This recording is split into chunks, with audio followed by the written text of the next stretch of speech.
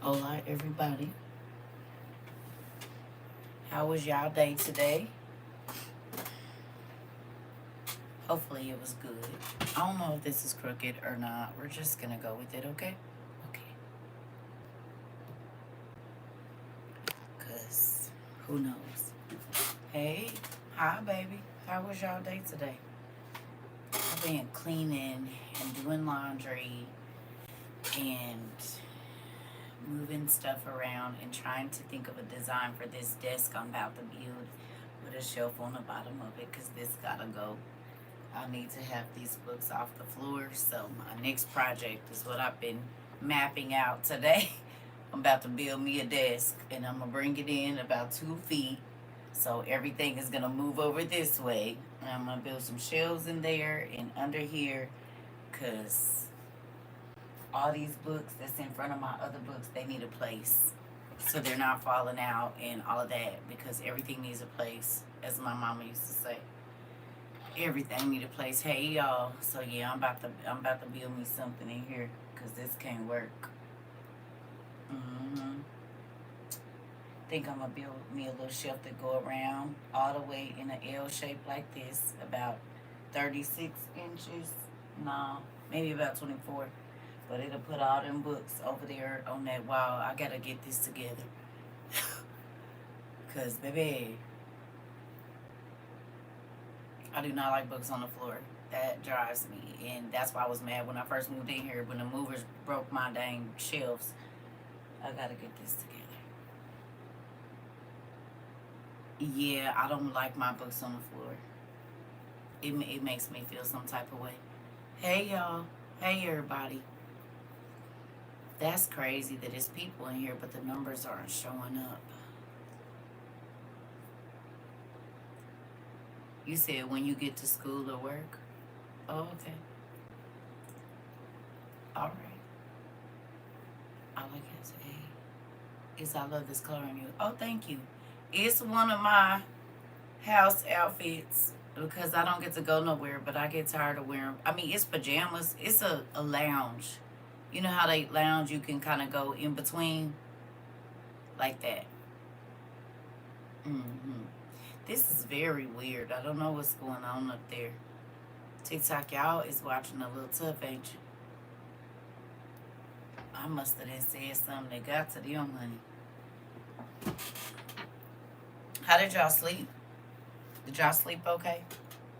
Y'all see my bust earrings? Isabel sent. Don't I look like a teacher today? Everybody's going back to school. I said, well, I guess we are starting our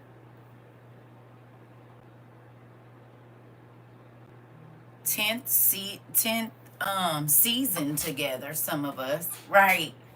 Right. I was right. Right. Right, Nicole. That's right.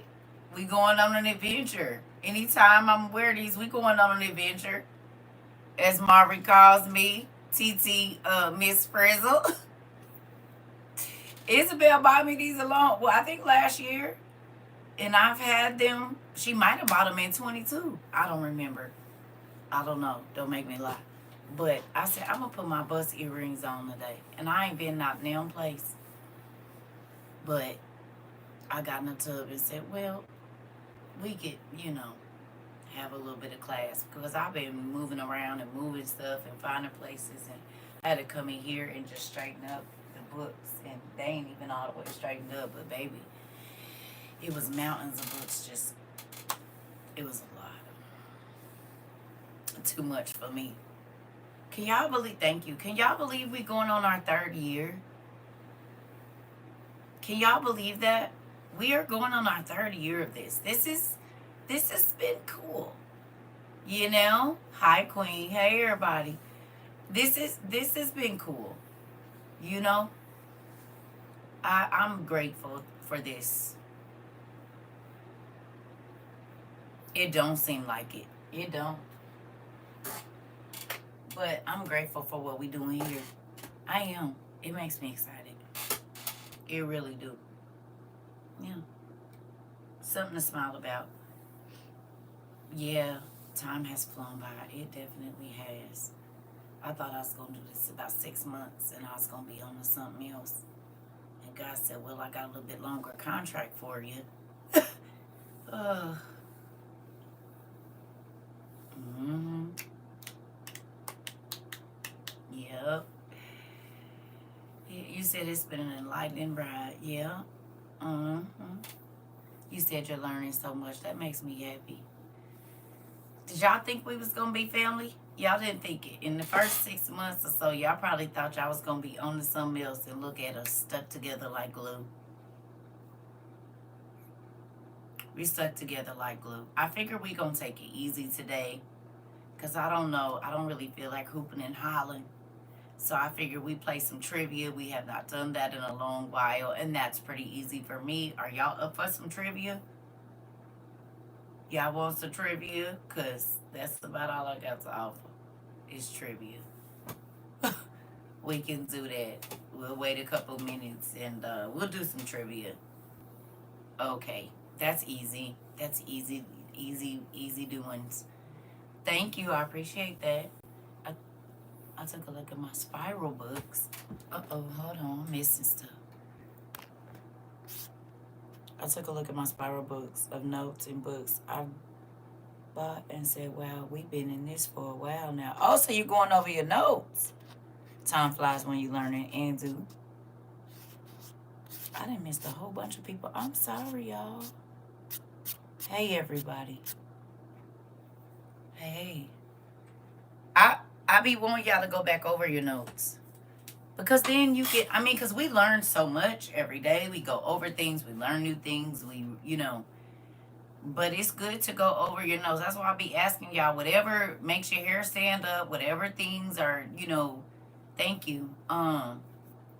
Whatever things are going on, like whatever hits you, just jot a note down. It don't gotta be no detail, nothing. It could be one word. It's the family we choose. That's right. Y'all, these glasses didn't have it. I said, girl, make an appointment. And then I forgot everybody's going back to school, so everybody's making eye appointments for the kids. I was like, oh, you should have did this like 2 months ago. So I'm gonna have to wait until probably next month. Hi. Hello. Because I didn't scratched all the, what's the name, off. It's so many scratches on these dang glasses. It's ridiculous. And y'all sent me some frames, so I'll be getting those done. I said I need more than one pair of glasses because I'm rough on stuff.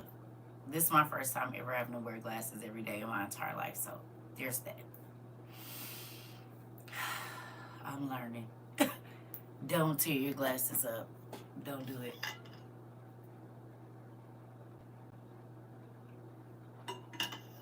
We're going to wait a few minutes. Hey, everybody. We're going to wait a few minutes, and we just going to do some trivia. I do want to talk to a few people about the No More Sheets that did go watch it. I'd like to know how much reflecting you did. Yeah, it's not that. It's because this has a blue filter on it, and in the middle where my eyes are, I've scratched it all off, laying them on their face. And my prescription has changed. I'm going to go get it checked. Thank you. I appreciate it. Tons, Joy. Uh-oh. Yeah. It make you think about how God be warning you about stuff, and we just go on and do whatever we want to do. And it don't just apply to those situations, but it make you think about your relationships, don't it? You be like, had me in a whole way last night. I'm trying to tell you, honey. And I don't care what she do right now, baby. That right there get you all the way together. And now you see why I be like, nah. As much as I be wanting to, nah. Yes, honey. That No More Sheets to get you right where you need to be, baby. If you teeter-tottering on if you should leave or stop doing something, watch that. Watch that. It'll change your whole life.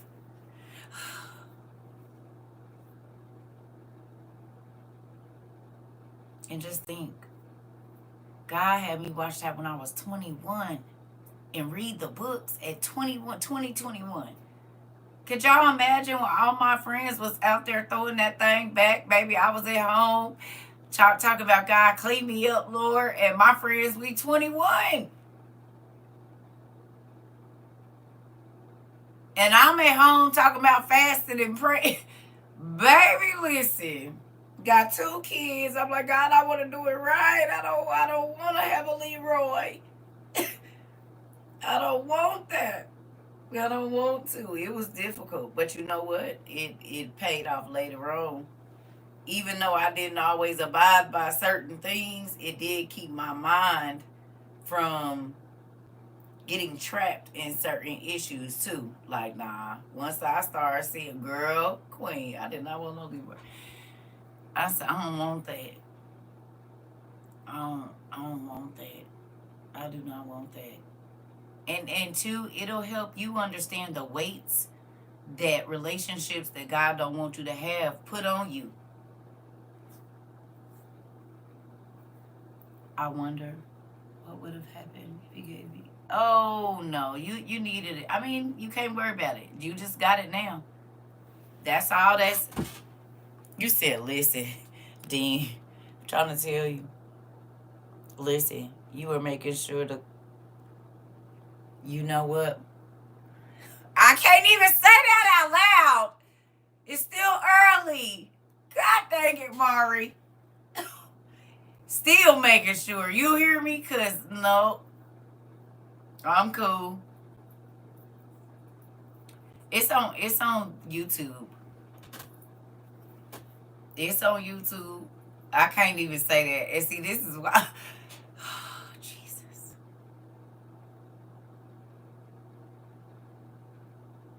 The kids ain't sleep yet. Oh my goodness. Making sure. You hear me?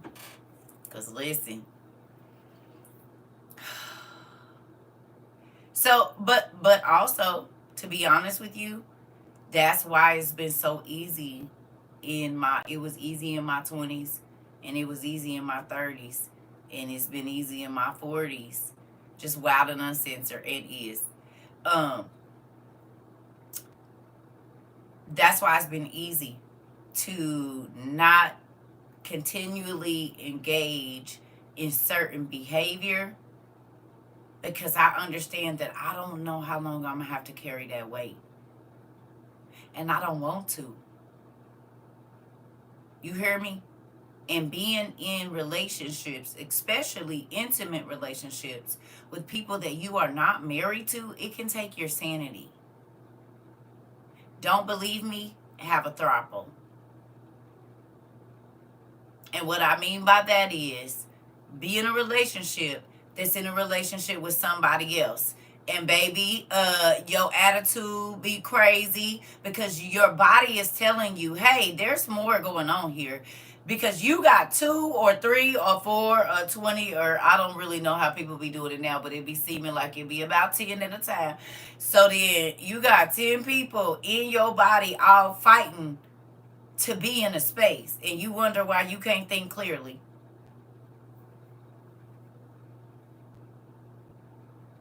Uh-oh.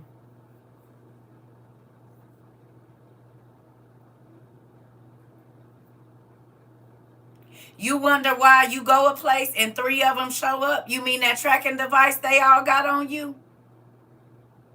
And you didn't tell nobody where you was going to be because you meeting a 4th? And just so happened, 2 of them show up. Not because they tracking your phone or got an Apple thing on there either.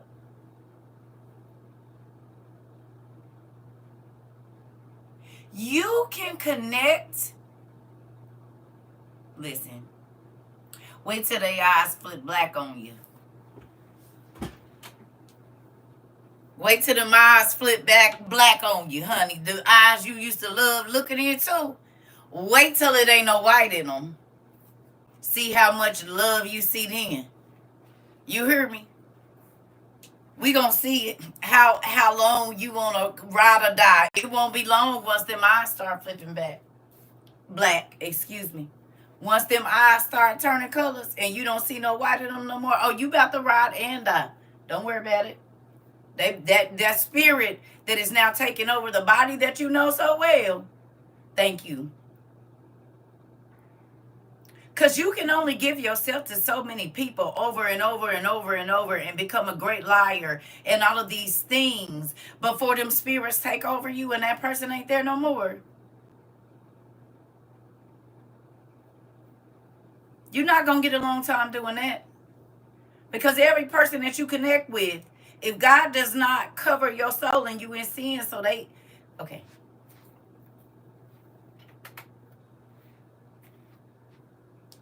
Can we do it? Let's do it. Let's do an exercise. Y'all like exercises, don't y'all? Yes, y'all do, because we are going on an adventure. Now, if you want to,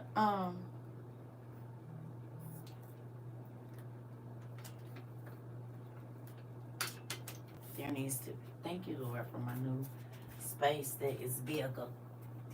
It's bigger than this one. We need about a 20 by 20 room for this classroom, honey.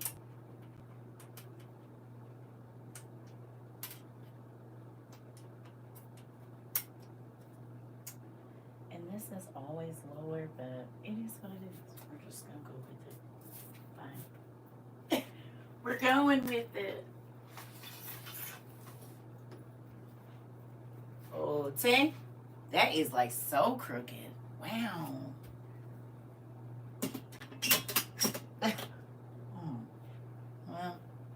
Oh well, y'all get it. I don't know how to make it a little taller.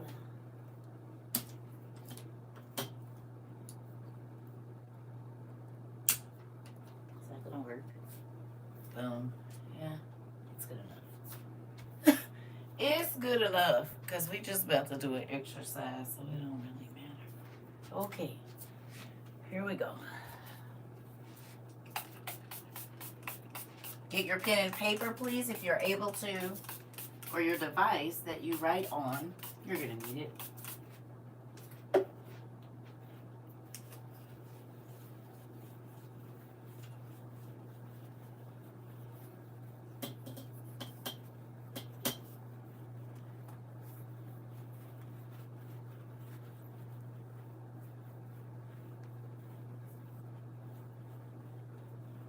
Oh, shoot.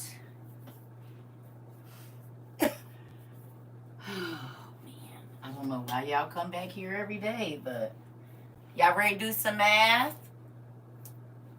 Y'all ready to do some math or... Hold on, let me see if I can make this taller. We need this to be a little bit higher. And I don't know why it's not.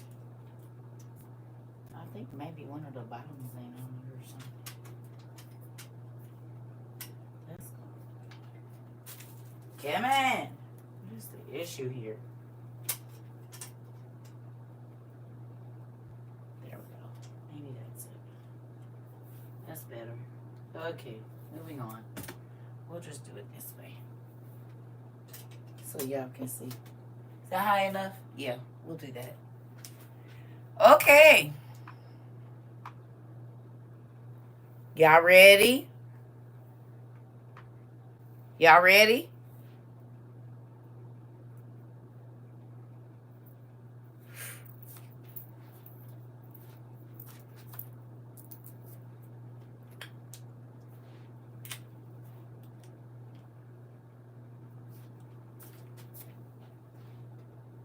You.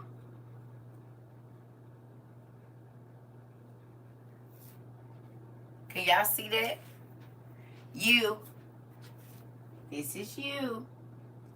Okay? So the Bible says when one evil spirit comes in, it ends up equaling 8. Right? One spirit multiplies, right, to 8. Right? You said never stop preparing. You know what? Here we go.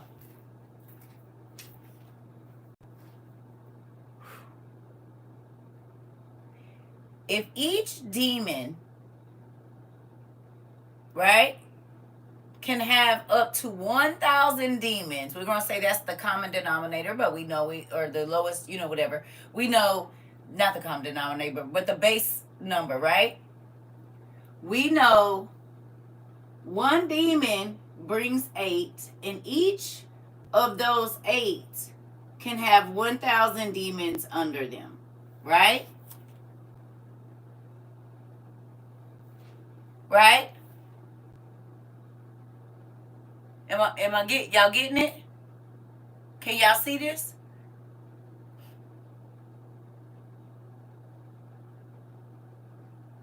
Okay. Find a demon online that has a legion of over 20,000 demons under him for me.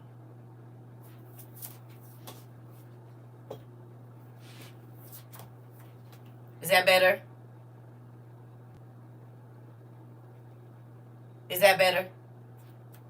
So we got one evil spirit brings 7 more with them, right? So then, so that equals 8. It ends up being 8. This 8 could easily be 8,000. Oh shoot, 8,000, right? This 8 can turn into 8,000. But there's some demons that have one demon, but he got 40,000 demons under him, right? Right? It's some evil spirits that have charge over 40,000 demons, just one. We've looked up the names of them and all of that. Some have 10,000, some have 20,000, but there's one general, one whatever. He has at least 40,000 demons at his disposal. Right? Right?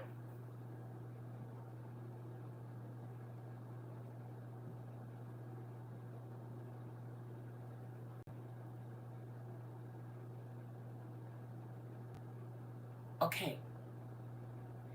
And we looked it up, and it said spirits or demons are considered personas. I don't know if I did that right. I don't know if that's supposed to be whatever, so we just gonna do that. Right? Y'all getting me? So demons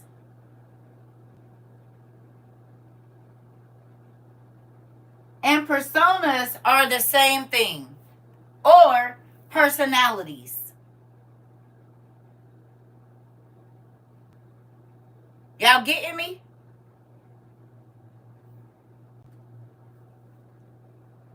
Y'all got y'all papers?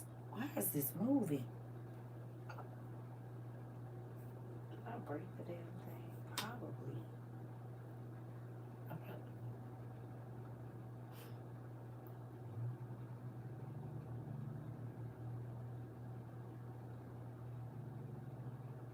Okay. So, let's say you slept with at least 3 people in your life. And you were not married to those 3 people that you slept with in your life. Okay?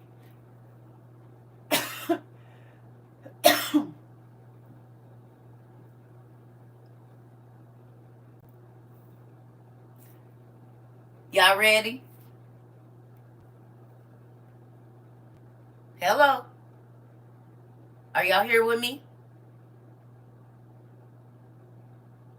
Okay. 1, 2, 3 people. How many potential entities could you allow into your body if you are sleeping with a person that is not your husband or wife? From just these 3 interactions, how many evil spirits have the potential to be housed in your body from this act, from these acts? You got one demon that has 8,000 with him total, one demon that has 40,000, and another that has 5.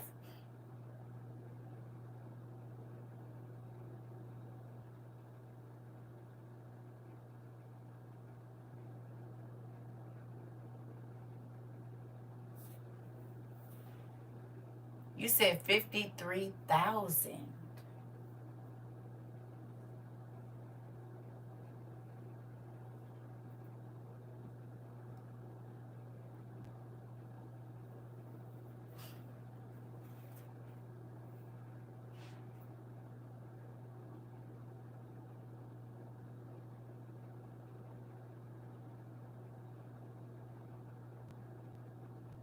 If God wasn't protecting you,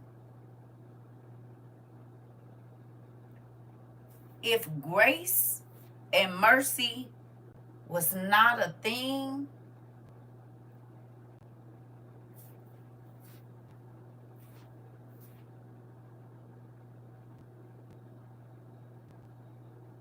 you ever heard somebody and they got several voices that can come out of their body for real? I'm talking about more than 10.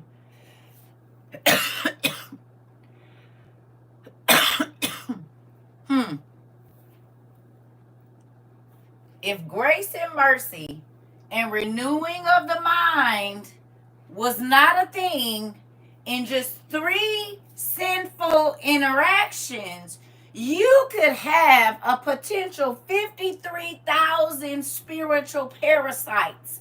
And you wonder why you can't keep a thought. And you wonder why you doing stuff you don't want to do. And you wonder why some of the things that you look at or start to participate in are vile.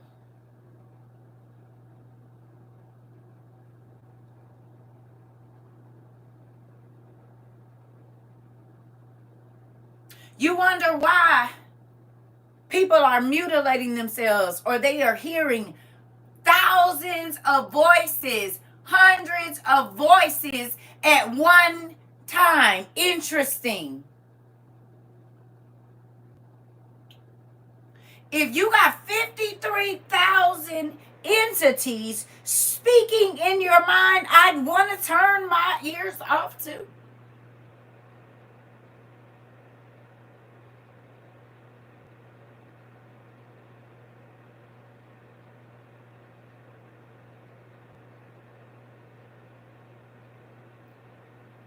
And they all have a different persona. Because each entity is its own individual persona, personality. That's why the voices are different. The cravings, the mannerisms, when that spirit comes to the surface of the body, you know which one you're dealing with.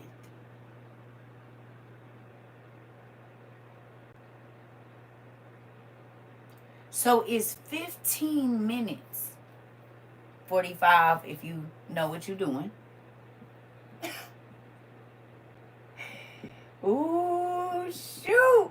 I give most people about 15 minutes, but some people, so we gonna put 15 to 45 minutes because some people can't even, we gonna put a range there. We won't judge nobody. We gonna give you about 15 to 45 minutes.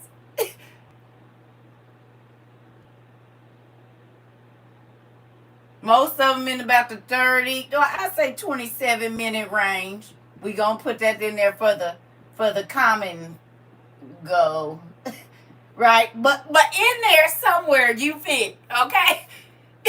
You listen, in there somewhere you fit, okay? So with that, it's 15 to 27 minutes or 27 minutes to 45 minutes worth 7 years of carrying these folks around.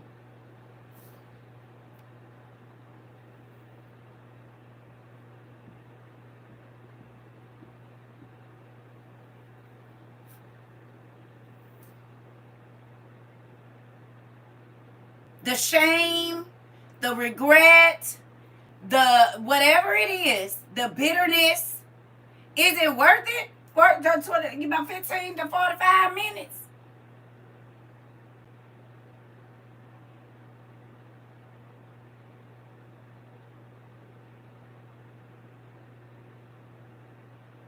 Is it? God forbid. Don't forget the cherry on top for if they holding on to forgiveness. Ooh, Mars said, and don't forget, if you holding on to unforgiveness, everything that you did since this 45, 27, or 15-minute adventure ain't been forgiven.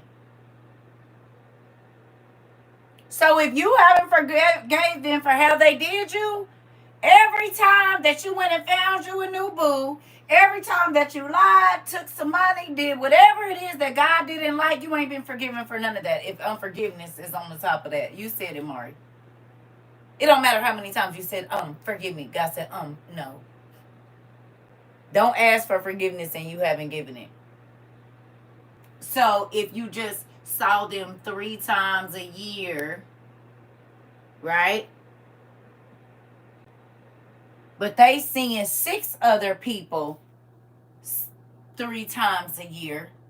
And each one of those people has 1,000 or 8,000 demons that are inhabiting their body because they're constantly in whatever sin they're in. Because when you sin, you open the door for demons. And when you don't ask for forgiveness and try to ask God to change, they get a key to your house. I ain't gonna try to draw no key. I ain't got it in me. They get a key. And they don't have to close it until you let go of whatever it is. They can come in and out of your life, cause havoc for you, your new relationships, the same old, same old. This is how you get the same old right here.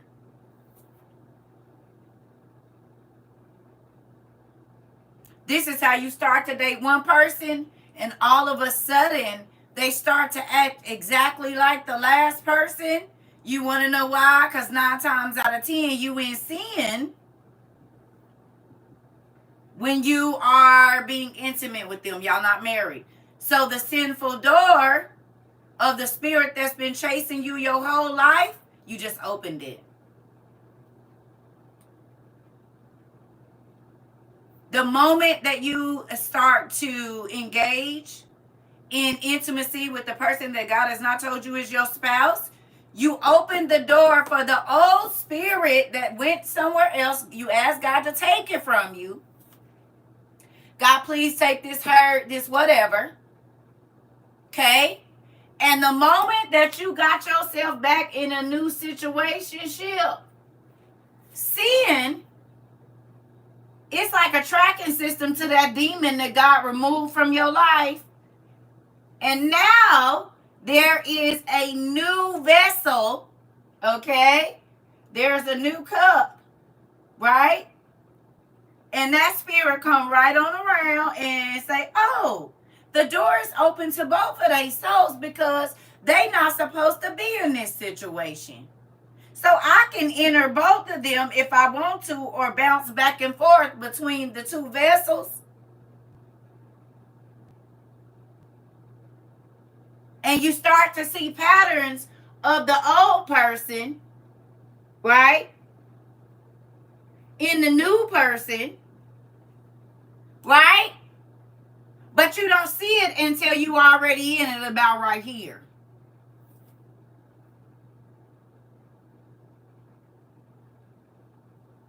Y'all still here?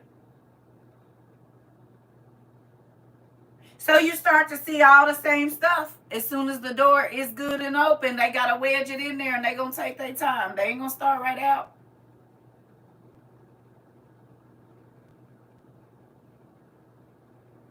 But that person being gone and that demon has gained more strength.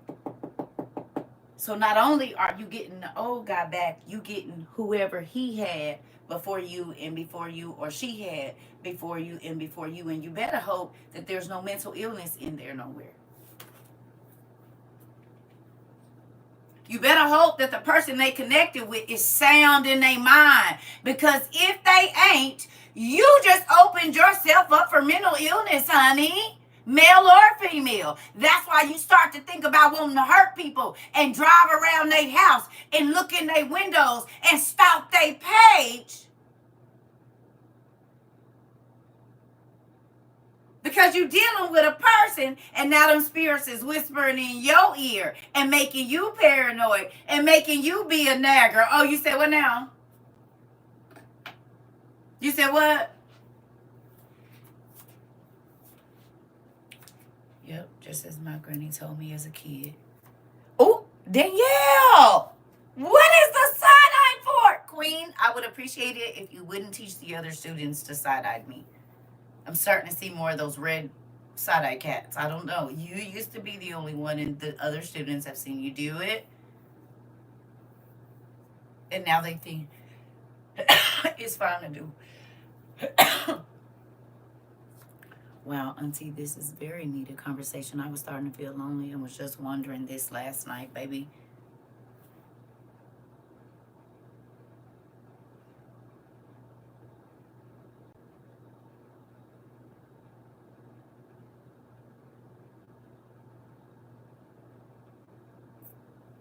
Soul ties. And then soul ties come with more personas, so you start to act differently than you normally do. You start doing things you wouldn't have done because not only did you get the old person, you got whoever else they connected with before you, the entities. And if it wasn't God's mercy and grace holding them back, you'd be out here bad in your mind. I'm telling you. No. That part. So it's 15 to 45 minutes. And let's not forget, how many days of prayer and fasting can't even take back 1 day of sin, 1 hour of sin? Can you scroll back up to Patsy's question, please?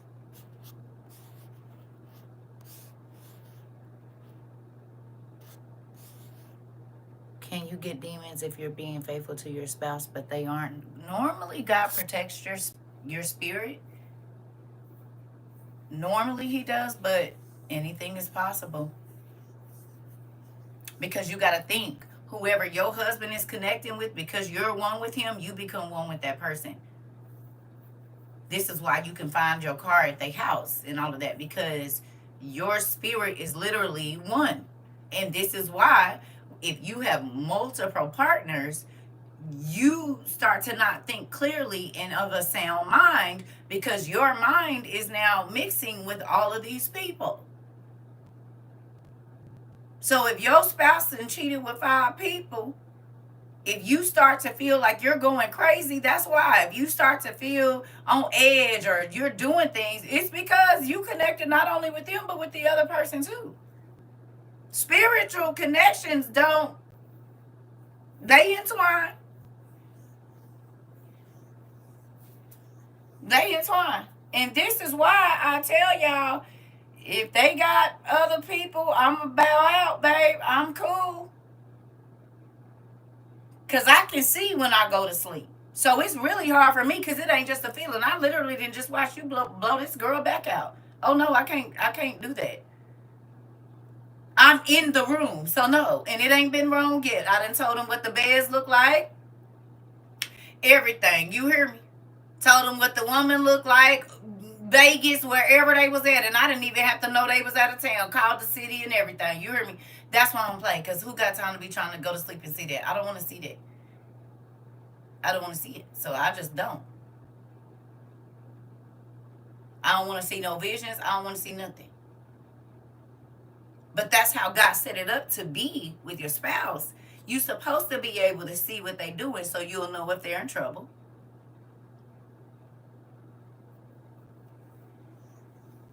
You hear me? God set up that thing where you are connected with one person, so if something is wrong, you know.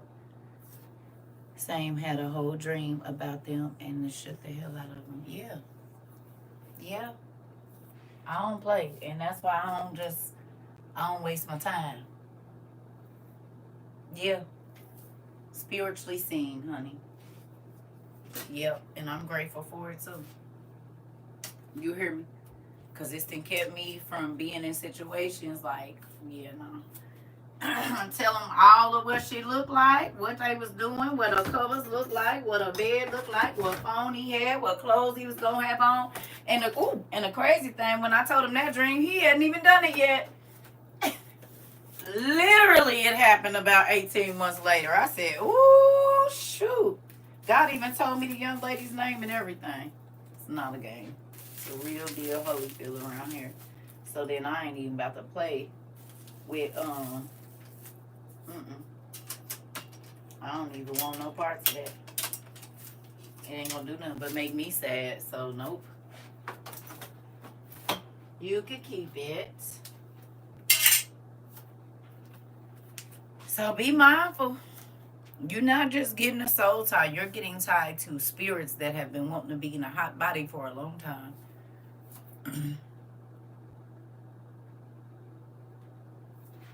You hear me? And this is why, like, that must have been hard. Yeah, it sure is.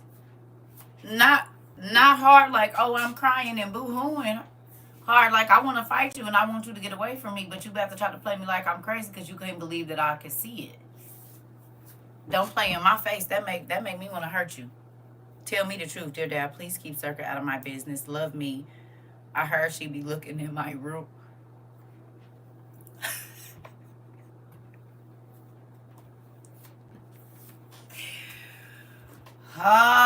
Hallelujah, anyhow.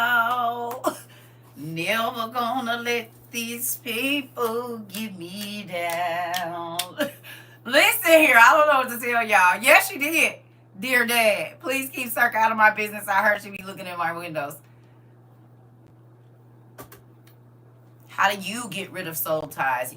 Ooh, you confirmed for me today. Also, this is a communal thing. Just amen. All right then. Well,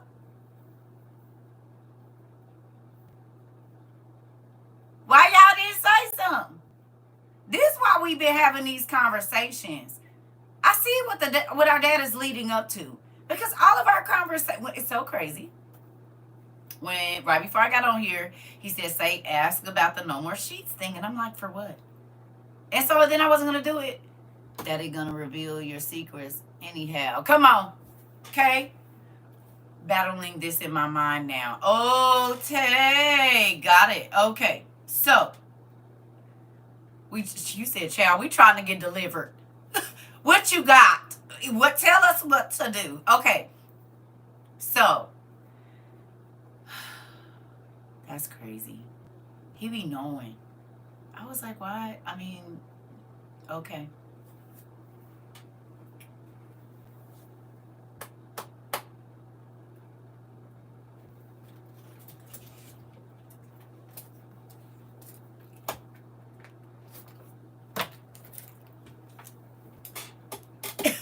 Listen, I'm gonna be honest with y'all though. I'm not gonna lie. It is not easy. But first of all, you have to be honest about the people that you still think about.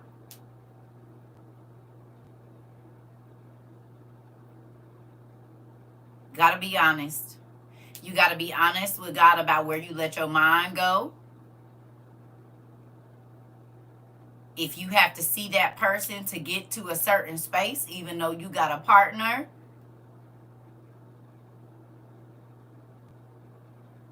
you got to be honest about the love you still have for that person, or that you think about them in a way you shouldn't. You have got to be honest. Because as long as you acting, and not to a person, but in your journal, in your prayer, and then two, before you even think about that, you have to tell God you sorry for offending him, because if he lives on the inside of you, how would you feel if God just started letting random people move up in your house and lay in the bed with y'all?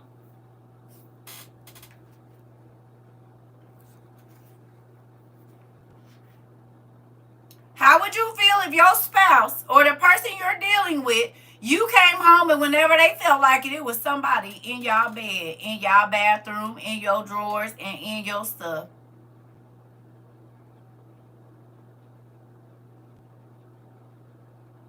Talking about we together now.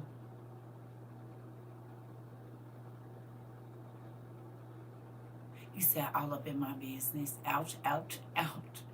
I'm just saying, how would you feel? If you just came home from work one day and your spouse had somebody in your house talking about we about to be together, I want them right now, and if you ain't okay with it, it's fine.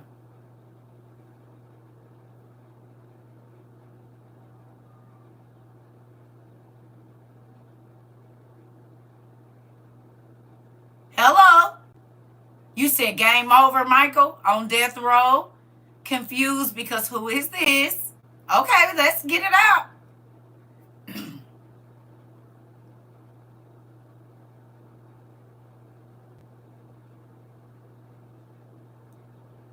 She all in our business, Felicia. uh-uh. Only if my husband was here to hear this. Uh-oh. Uh-oh. Okay. The head snatch back. Right. Hello? You have to check and make sure you in your own damn house. Like you didn't just let yourself in the garage. Solid orange or striped suit. Okay. So let me ask you a question. Have you ever backslid? Have you ever walked away from Christ?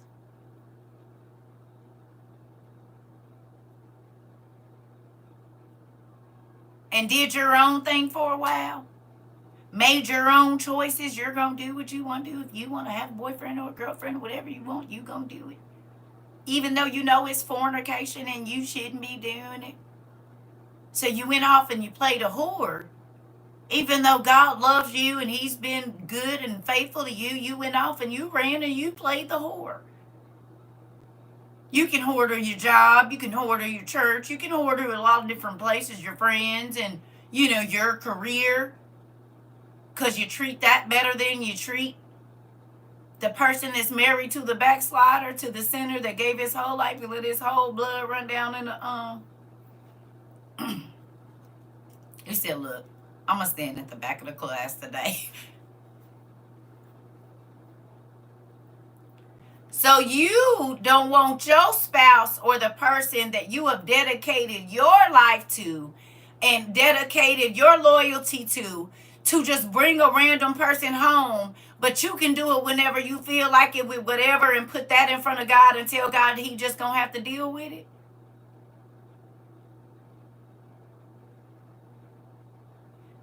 How would you feel if your spouse or the person that you were with, however many days you go without praying, or however many days you go without talking to God or reading your word for real, like just by yourself and not in class, how many days would you have had not spoke to your spouse? It's giving Whore of Israel Judah vibes. I'm just saying. Right. And then when they not paying no attention to you, you wouldn't come back over here. Oh, okay. So if for every day that you didn't pray, you didn't make time to pray, if every day that you didn't make time to get in your word, not in class, but by yourself, if God allowed your spouse to ignore you that many days, how many days would your spouse have ignored you? Oh, well, look at the time. Okay.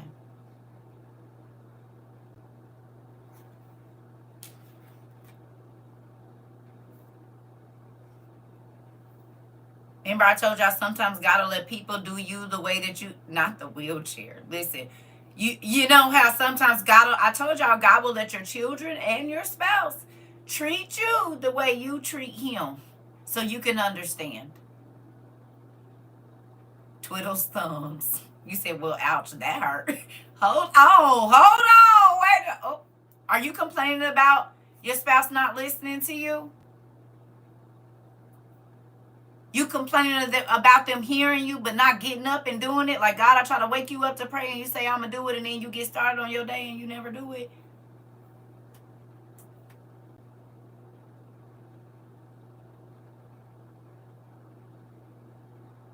That's why my children don't listen to me. Interesting. You said my stomach. Did you pick up the hammer? I can. Don't worry about it. So evaluate how your spouse and or children and or boss is treating you. Do they tell you stuff and then get what they want from you and don't do it, and just see if you'd be doing our dad like that? You said that's a knife in the back. Dang!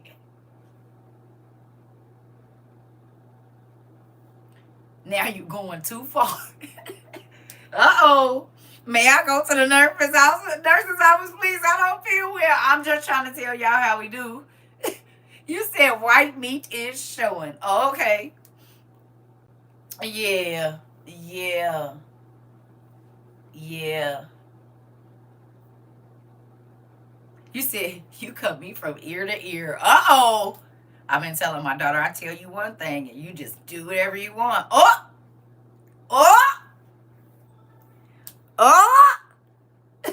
I started realizing that, especially when my son get on my nerves. Ooh.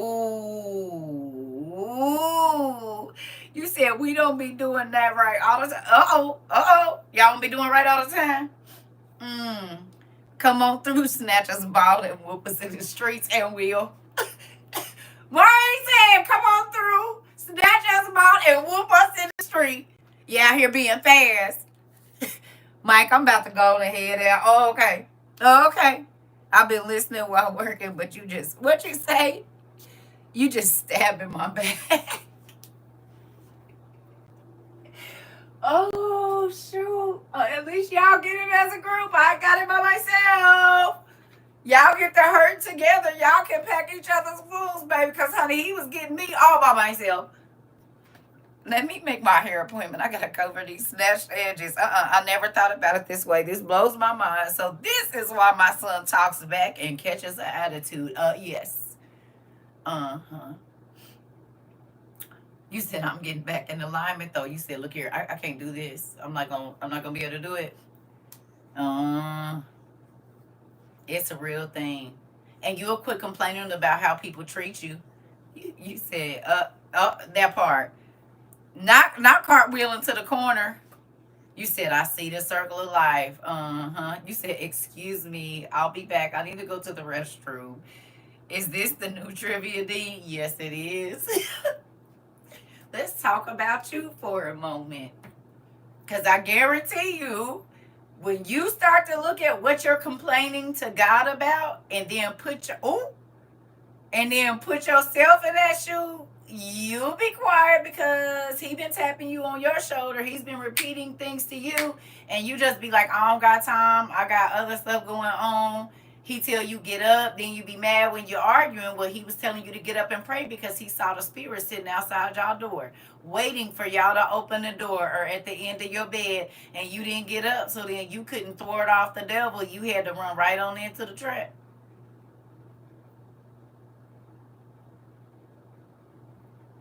You said this has opened my eyes since you put it this way. God will allow other people to treat you the way you treat him, I promise. Really, this trivia dance on our heads. Well, I'm just saying. We talked about this before. This is just, you said this is just the connection as baby kids need to understand the Lord's word. Thank you, Dean. Brianna. She said, oh, we didn't even know we was baby kids, but thank you for connecting the dots. Yeah. I'm trying to tell you. Like when I was in relationships or I was dealing with people, I would be so frustrated, and God would slap me on my head, thumb me on my head, and say, I tried to wake you up this morning. I tried to get you up this morning. I told you to pray. I told you to do this. I told you to do that, and you didn't listen, so that's why that happened. It's like you running there and bumping your head, and your parents said, stop. You gonna fall and hit your head, and then it's that kind where it take your breath, and you be crying like this. Like that, where the air can't come out.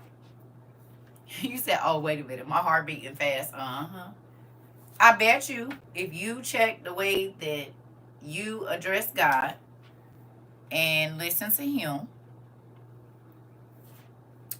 you will see it. You will see it, and you be like, wow, okay. And you know what that makes you do? Give more grace. With this gas in the middle of your silent cry. I'm trying to tell you, wow, it makes so much sense now. Can't cry without having a pause. Listen, I'm sorry, Lord, right? Because we forget that God really does have feelings. Our feelings come from His. He gave us a piece of what He feels. And we hurt Him when we say we're going to do something and we don't, or He's giving us what we need and then we stop listening. We stop. You said, what did I walk into? Hola, familia. Everybody running to the corner and holding their neck and holding their head. And Mari is trying to put his edges back on and he holding his back because he got welts on it. Some people that went to the nurse because their knees got weak and they sick just a little bit. So evidently it's something going on. I don't know, it's a little bug running through here or something, I guess. I'm thinking. It's called the I didn't know I was the people around me bug.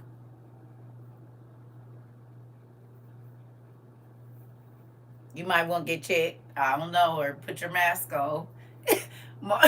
I'm just saying. You said, where is the triple action ointment? Listen. We always mad at other people and telling God on other people. Ooh, but He said, how you do me though? You ignore me. You lie to me. You put somebody. I married you. I'm married to the backslider. I forgive your sins when I shouldn't. I bless you when you don't deserve it. And then you're just gonna put somebody who I know for a fact I didn't put in your life over me. Quit talking to me. Don't pray unless they make you upset, and you ain't even supposed to be in a situation anyway. Or I told you not to take that job anyway. Or I told you, I put stumbling blocks in your way so you didn't go get this car and you was going to jump every hurdle and work every hour to get it. And now you're complaining about having it because the interest rate then went up and your hours then went down. Well, I knew that was going to happen, but you didn't want to listen to me. This is why I kept not letting the financing go through, because I knew your job was about to cut your hours because we in a recession. But you was thinking what you wanted to see. You said, okay, I'm going to log off now. Okay, I'm going to sit down. I'm going to just... You said get your gears. She just swinging hard. Okay. All right. Well, never mind. I'm going to sit down. I ain't even going to talk about it. Oh,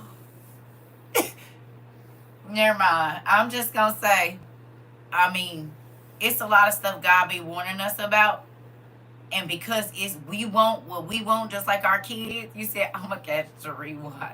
I'm in my closet. I need you to pray and write my letter. Listen, your rejection or your no is most times just a not right now. Because God can see what's coming. But if you're not paying attention, you out. Listen, I learned my lesson. That's why I be like, do you want me to do it or not? No? Yes? Oh, okay. Because, in real life, how many times have you told your kid or your husband or wife or whoever, hey, babe, though you probably don't want to do that. They don't want to listen. And then it's costing y'all more money. It's costing you more time. It didn't cause more stress. Well, a lot of times God be doing us the same way. He be telling us, but because we done formed in our mind what we want instead of asking Him about His will for our life, then we be frustrated and mad and irritated, slamming doors and all of that. I'm trying to tell you, I don't got time for none of it. What do you want me to do today? Tell me.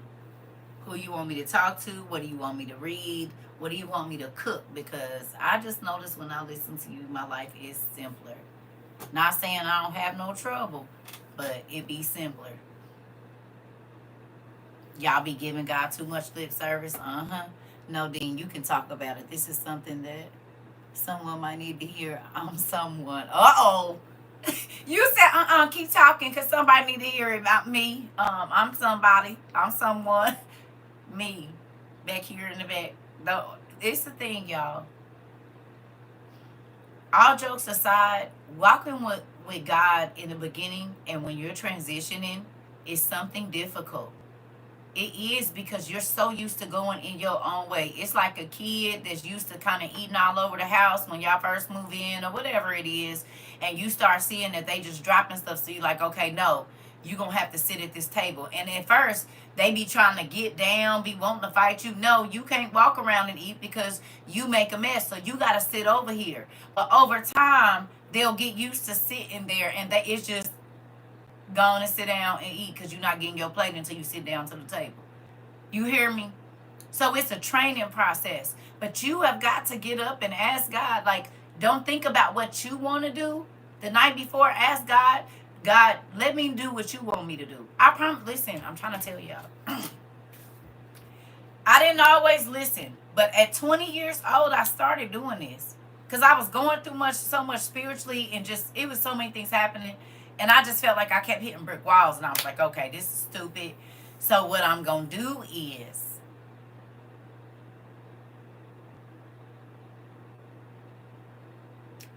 I'm going to get like I told y'all, it started with the kids' breakfast.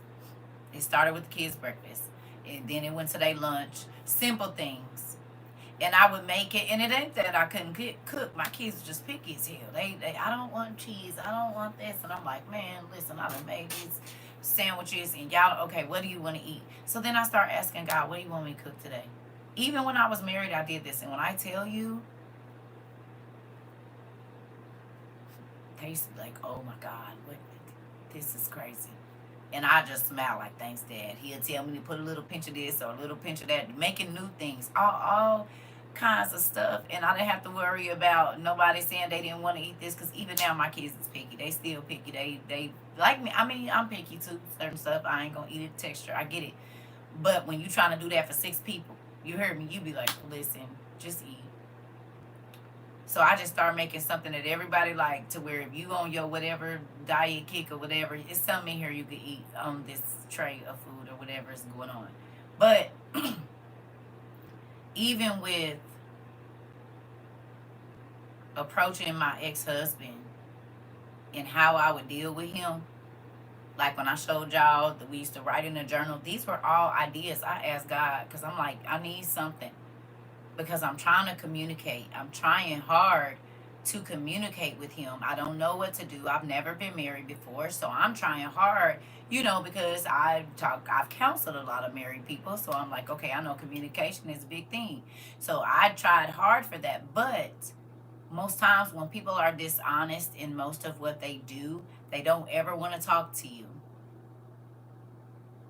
Because it'd be hard for them to remember, one, what they said, and they probably don't want to reveal the next plan that they're already working on to do something behind your back. So a lot of times they don't want to talk. Because these are normally also the people that are always getting caught up in something, the people that don't want to talk. And remember, we just read that that's not for humbleness, that's for they being deceitful. Because if I'm saying you can say whatever you need to, and remember this too.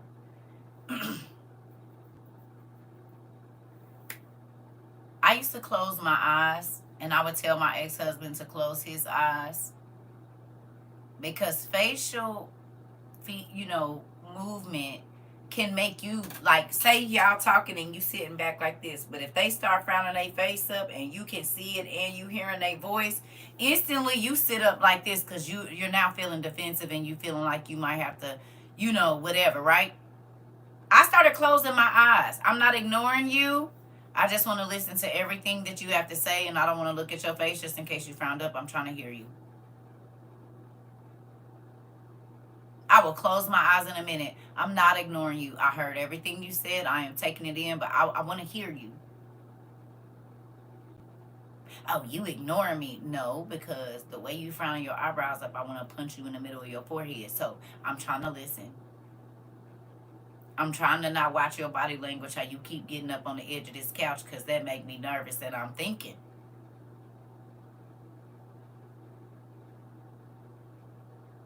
I want to hear you. No, I'm trying to tell you. Because everybody ain't going to go for you hollering and screaming and talking stupid. I know some people like that, and I have brothers. When a nigga get like that, then it's time to rumble. So you can't be doing all that with me. We only gonna do so much talking. So I'm closing my eyes so I don't be disrespectful. Quick question. How can you distinguish the voice of God? I'm still learning to listen in his stillness. Well, the more you study his word and the more you spend time with him praying, right? Like, so I'm going to tell you an exercise I kind of used to do. And I think I told y'all this before. I got my rug. I would give me a nice rug or a pretty towel or whatever, a beach towel, whatever. Excuse me. I will find a space in my house, well, in my room. My room has always kind of been off limits to my kids as far as just running through there. You can't just go in my room. And I kept a square in my corner. Whatever, it was different corners all the time. But I had a like a rug or something in my corner. And I would keep my devotional books there. And like a Bible and a notebook. I would sit on that space, try to every day, time, whatever time God woke me up to pray or whatever. I would get up and I would go to, brush my teeth or whatever, go to that space. I would just sit there and wait. So either I put on some headphones if it was early in the morning, right? Not loud. Put on some headphones and I would just sit there and wait. And I might hear Mark 7 in my mind. Just, the scripture Mark 7 would pop in my mind. So then I would go and start reading Mark 7 and tears, and I'm just using Mark 7 as a scripture, would just start running from my, running down my face because whatever it was that I was reading about, 9 times out of 10, it was a situation that was going on in my life, right? Or something similar, right? Somebody being betrayed or whatever else it is. And I started saying, oh my God. So then several people would call me that day. Here we go now. And everybody that called my phone that day, whatever it was I read in the morning, not only did it apply to my life, it applied to everybody else's life. So then I would get up and do it again the next day. Well, God said he is his word and his word is him. So the more that you read and you study about how he spoke to people, how he sent people to people, when different things come your way, because he don't have to speak to you in your mind. He can use the TV, he can use a sign, he can use whatever he wants to in real life. I've been having a conversation with God walking down the street to go to the gas station or whatever, to the little corner store just to get some fresh air. And having a conversation with him, and I'll look down like something be stuck to my shoe, and whatever it was, now mind you, I'm walking by myself. Whatever it was that I just asked God for would be on that paper. Sometimes it was a scripture. Sometimes it was just 2 words that when I say would make tears, and it's like,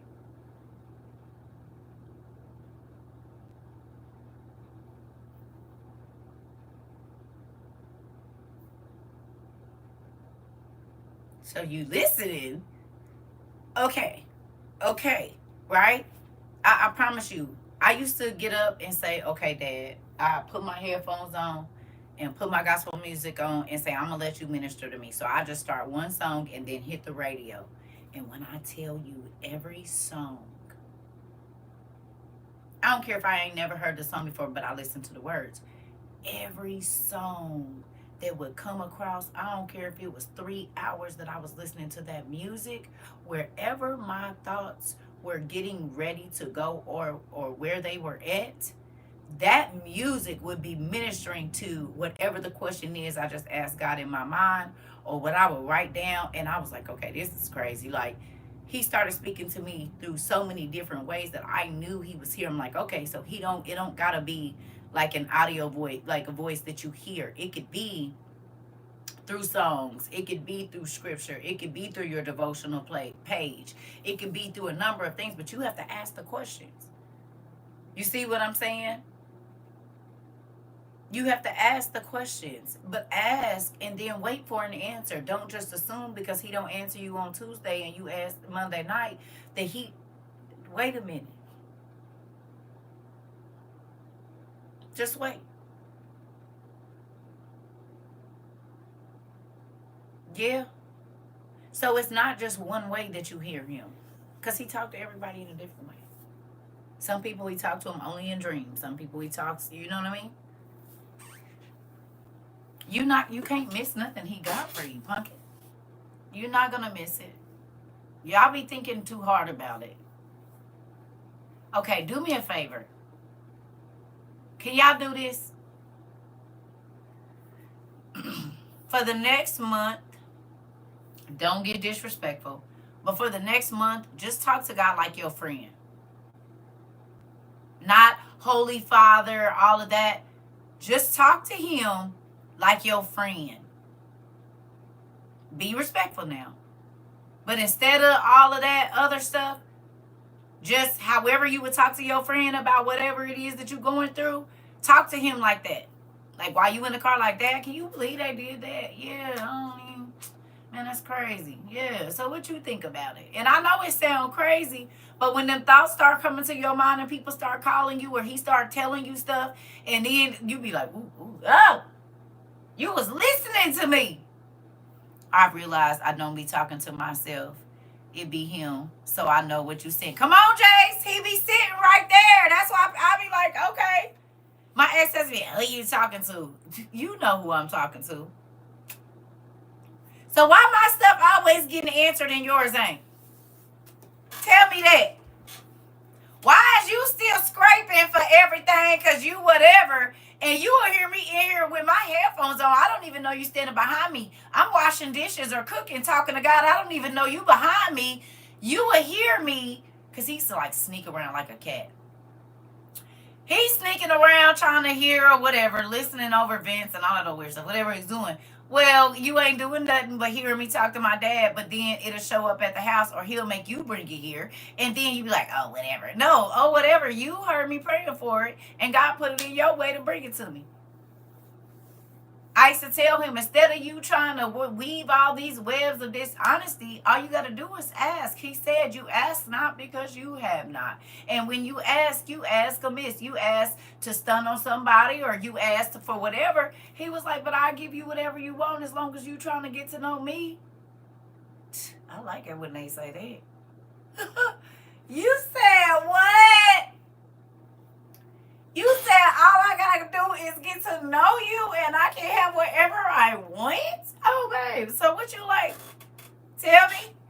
So what you like in the morning and what do you like at night? And then what do you like during the minute? So if it's a cozy night, like what do you like? Or, what else do you like? He said, I don't like it when you as a person, CERCA TROVA, wear blonde hair. I said, hold on, wait a minute, what? Hello? Is this the same person that just said as long as I get to know them, they'll let me get whatever I want? Hello? What does that have to do with anything? It's just hair. He said, well, you said you wanna know what I like. I would like for you to be in the natural hair that I gave you. Hello? This must be a joke. Where is Ashton Kutcher?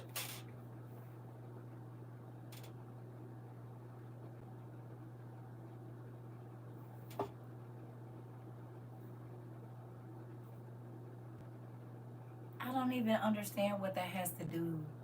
He said, you asked me what I like. I want to see you the way I made you. And I don't want you showing yourself to nobody.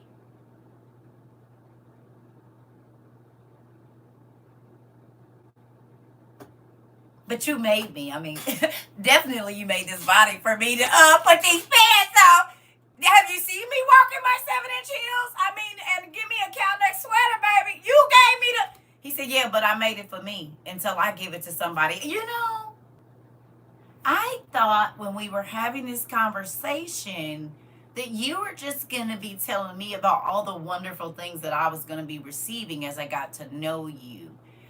I didn't know that you was about to be telling me things about me that you didn't like. That I didn't know that was a part of the...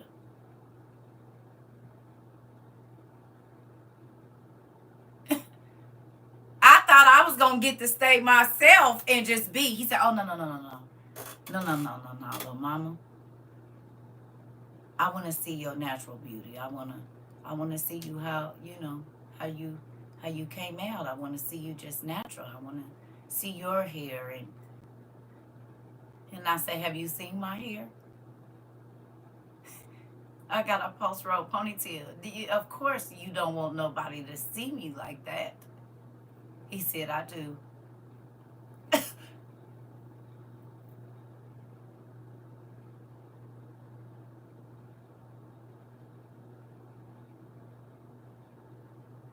Can I think about this?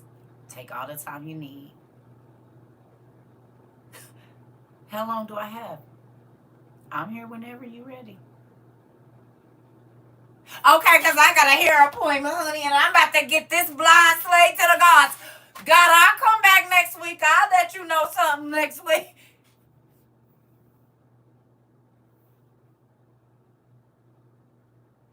Let me think about it.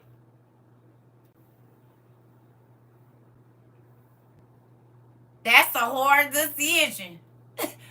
You said I got to strip off the old man to get the new something. Well, the old man comfortable.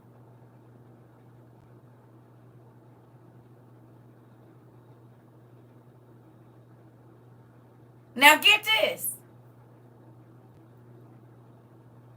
I used to be like, God, what is wrong? My hair get to a certain length, it won't do nothing. He said, well, I've been asking you to wear your normal hair and I'm gonna get you where you going, but you want to keep putting hair on top of your hair and then a relaxer and then braids because you're ashamed of what I gave you. But if you use what I gave you, you gonna get to where you going.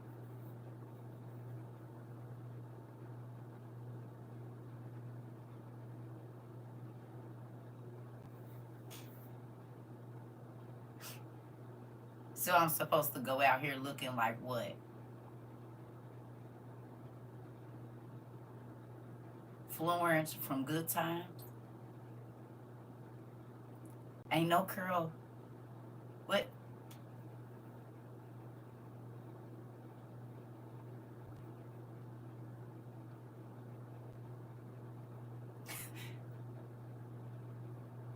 Listen,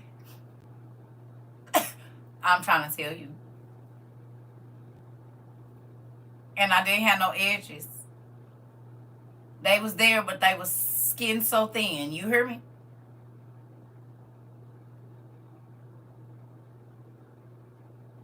And because I had been wearing wigs, this was real thin. Y'all know what I'm talking about. From them clips of the wigs.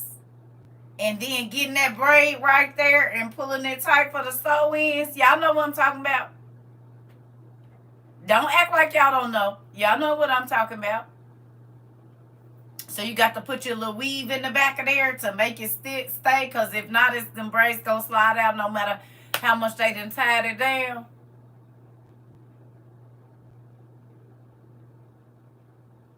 Yep, all of that.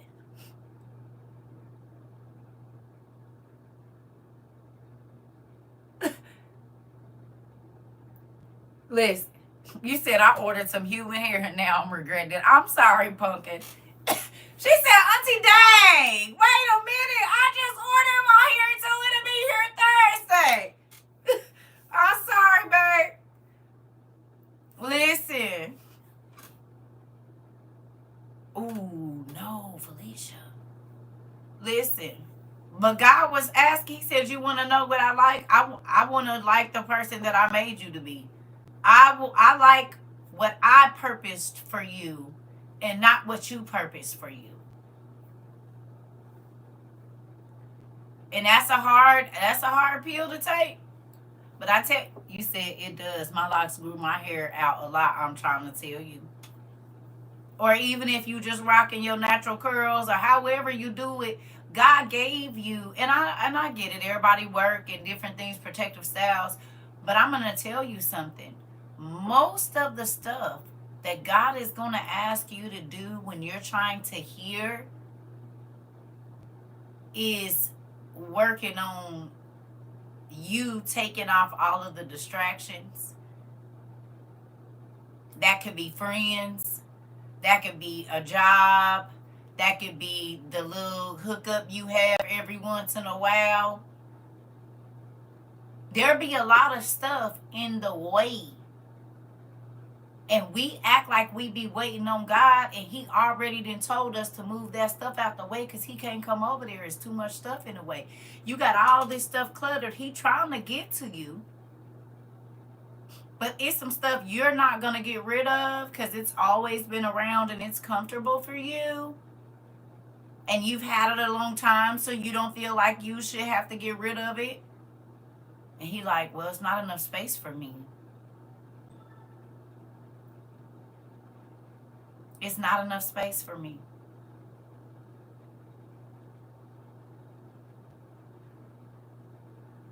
Time to clean up. What man, what woman, what job, what car payment, what situationship, friendship have you put in front of God, and you're asking him to fix something that you didn't even ask him if you should be in? Did you pray about the job before you got it? Now you complaining because it's more money, but you're more tired. You can't spend time. I mean, like, did you pray first, or did you just go?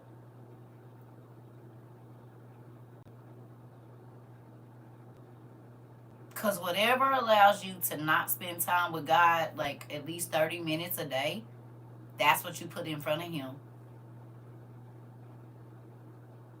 Whether it be TikTok, YouTube, Facebook, whatever. Kicking it with your homies.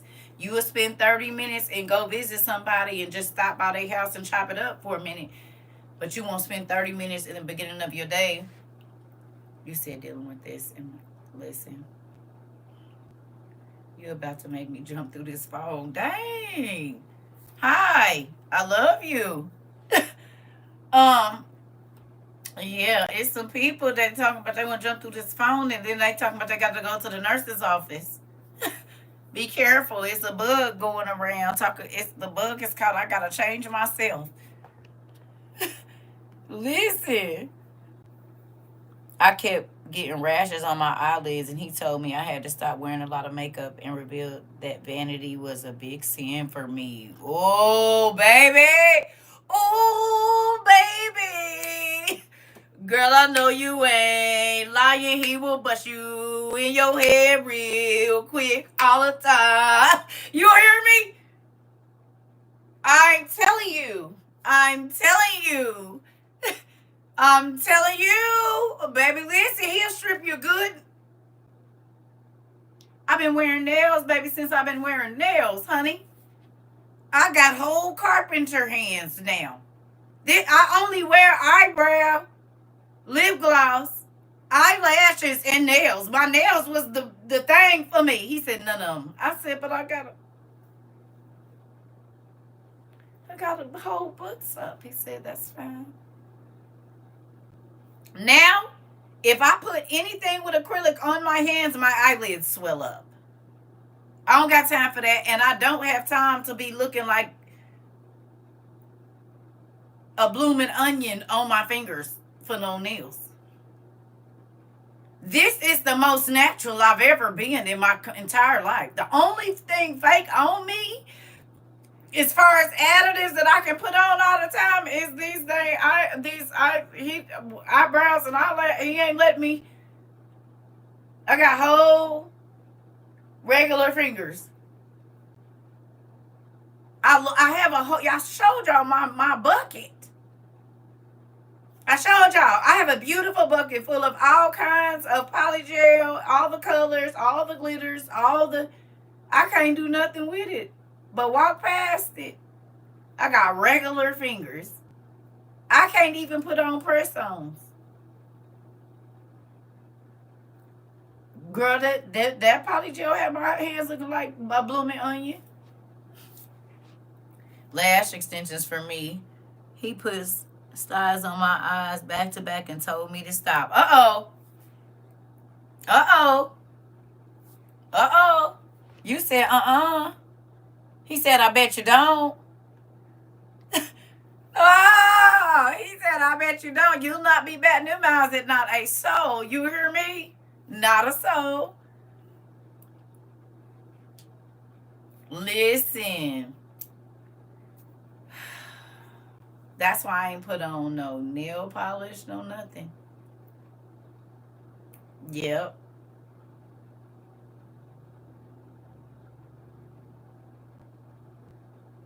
That's what I got. Listen. You said not a person. Listen, it's a real thing. It was the makeup for you. You remember I had a bad reaction? Yeah, had my hands all swole up. It was crazy. So I just don't. But see how drastic my stuff be? That's why I don't play with it. When he say no, I have learned to just be okay with no, because if I go ahead and do it anyway, it could be crazy. And I always end up in the hospital. Remember I told y'all? So I just don't even play with it no more. If he say no, I take the no. If he say don't talk to that person no more, if he say don't continue whatever, I'll be like, well, I thought he was gonna let you be my friend, but he said no. So sorry, you can't be my friend anymore. I can't talk to you. I'll be like, dang.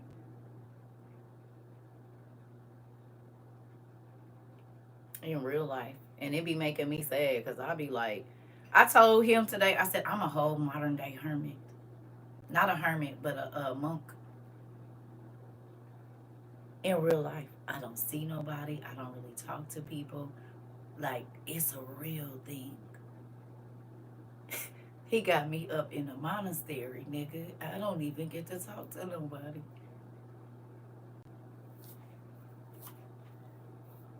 It was the wigs for me. Took all my hair out or from around my head. Listen, I already know. I said, I hear you, Lord. You said you do not gotta keep. What is going on? Trying to tell y'all. You said that's why my dang wig flew out the window on the airport freeway. You know what? I think I remember that when you said you was going to your interview or something. The wig flew out the window and you still got the job. Y'all remember? Oh my God. You ain't about to embarrass me. It's like the kid that keep being bad and they parent is like trying their hardest not to cut up. And then once they get them, the kid embarrassed and they don't want you looking at them. Like, that's how I feel. I don't want to do that. He told me stop eating meat. I didn't listen and my intestines stopped moving. Wow. Wow. Wow. I humbly got the job. I know that's what she said. I humbly got the job and did. Oh, mine was the skinny jeans because if you know, you know. But also the wrong people was consuming my time because I would be on the phone with most of them for hours and feel unfulfilled. And that's why I don't even be on the phone. Listen, I be wanting me a little phone buddy to chop it up with, and then I get somebody about 10 minutes of my time, maybe an hour, and I'll be like, I could have been watching TV. You said the foundation braid had to be on point. Listen, he revealed that the wigs and hair come from other religions, practices, and cutting their hair off to false gods. To me, yep, we talked about that here. Yep. And wigs have names like demons. And you act differently every time you get a different hair on, honey. And it just depends on what hair you putting on today, babe, and who you gonna be. Yep, same. I noticed the same person calls me every time I'm in class. Distractions. That's so crazy, baby. Listen to me. I've been feeling like it's some lurking going around me. I don't know. It could just be my crazy mind. But I've been feeling like that lurking, like you said, like a monitoring type spirit. I don't know where it's coming from. But if you in here, I feel you. I don't know who, but honey, I've been feeling that. Like, woo, who is that? Like they right here on my ear. I'm like, what is going on? Yeah. So, you know, I can feel you if you watch, and I don't know who it is, but I can feel it. It's weird too. Really, really, really, really weird. And normally it don't be off because every time when I was feeling this at the beginning of the year, it was exactly what I thought. So yeah, yeah. I be feeling it, and that's why I be like, not that you have the audacity to think that you're gonna get to try to come back and ruin my life for a second or third or fourth or a fifth time. Mm-mm. Shouldn't be so rash in your speech. No, thank you. Mm-mm. I'm gonna run to the restroom. I'm gonna let y'all heal. I keep getting intense chills at random times lately. That's our dad talking to you. If you have a notebook while I'm in the restroom, can you all jot down some key points, time and dated, and whatever kind of hit you in your throat? I'm gonna need you to write some of those things down. Okay? Y'all hear me?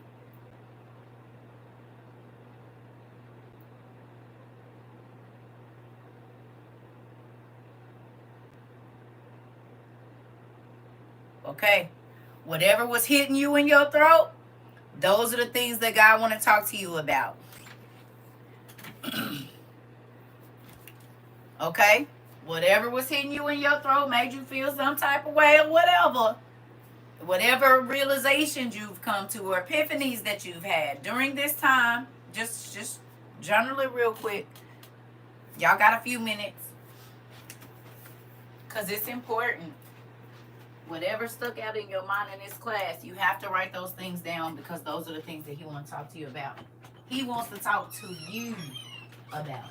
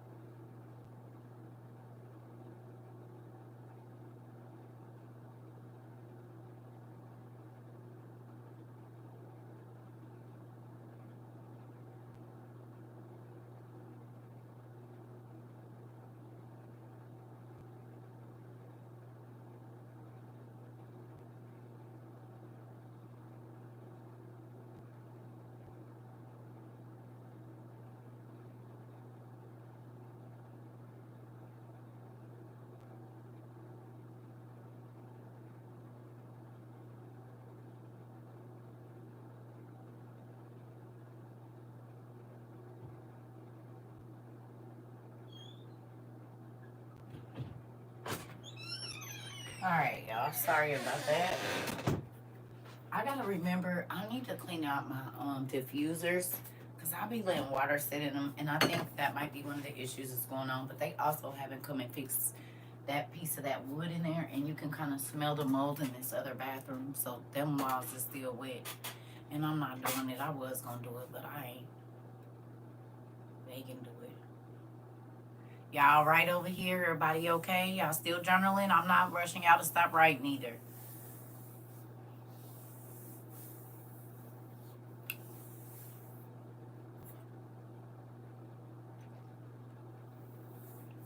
This live was confirmation for me to send those bundles back. I was looking for it. Now I have it. Come on, pumpkin. Uh-oh. See? And this is why we don't script our classes, because we done talked about several different things. Who would have known that somebody was even looking for confirmation for something like that? You talking to me? I got water and my coffee. I got both of them. I started yesterday. You confirm it. Wow. Just finished jotting mine down. You have really helped me this evening. God is helping us, y'all. You need to stop being so available. Yeah. You confirmed to me that my vanity is the reason my skin started acting up and looking crazy. I told y'all to still... Okay. So you just gonna keep making me put myself on blast. All right. Show y'all something. Thank you, Miss Diane, because you helping me. So, this was the time for me, y'all.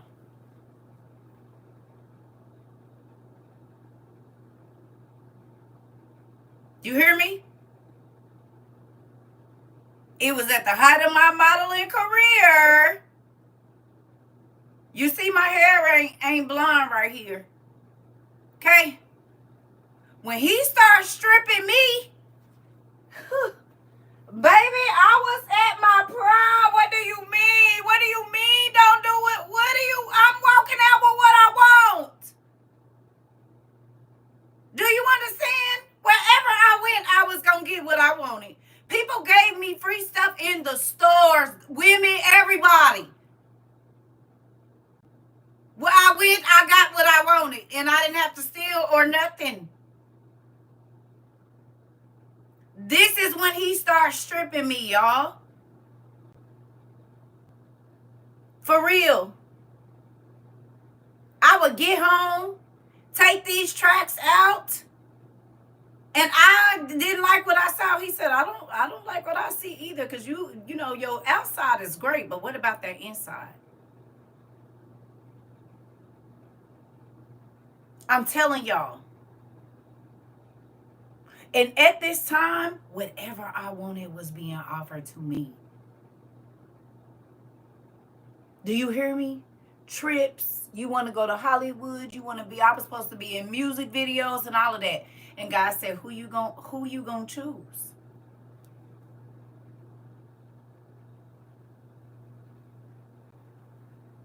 I'm trying to tell y'all. So that's when I was still dancing, okay? I had ran into this lady in this store in Indianapolis. She was an older lady. I was cute too, honey. And she said something to me. And I turned 25. Turned around and told her, you just mad because you old and ugly. And you know what she said? Or, oh, I didn't call her ugly. I said old and something. I was like, you just mad because you old and whatever. Just cocky, honey. Just nasty. You hear me? And did. She was being mean, but still. And that lady turned around and looked at me and she said, vanity. And I sashayed on through the store, baby. Wasn't worried about nothing, honey. Got my stuff, went to work. No, went home. Was on my way to work.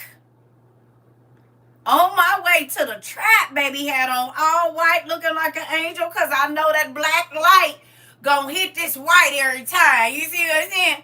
So I already knew the ploy to get on in the door, because I'm going to walk through here in this white suit or this white whatever, and even though I'm scurrying to go downstairs, every light in here about to hit these clothes. You hear me? I I had a whole thing every day. I already know the plan. You hear me? I already know. Driving down the street, and a pole pops up out of the ground, a metal pole, hits my side mirror, and it was summertime, so I got the windows down, feeling the, humid summer heat air, you know what I mean? Do y'all know that side mirror flew in my window and hit me in my head? Shattered. Just the mirror. The pole popped up, hit the thing. I didn't know what happened. It happened so fast.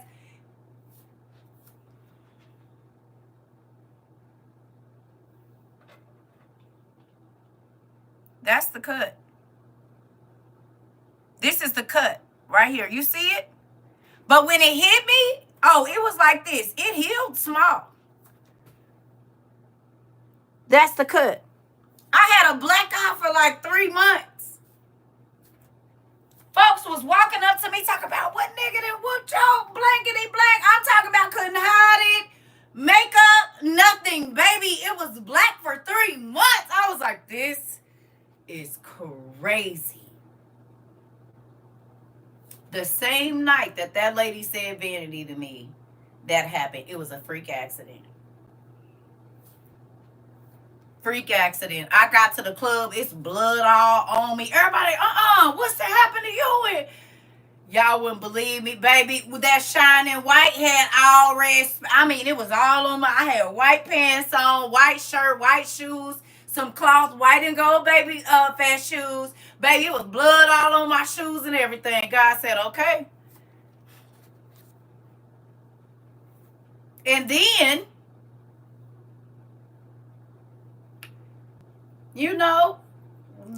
I had an okay shape on me. And so I used to say smart stuff like, you bullet wound. Ain't no marks on this here. It's good. It look like, it's right. Till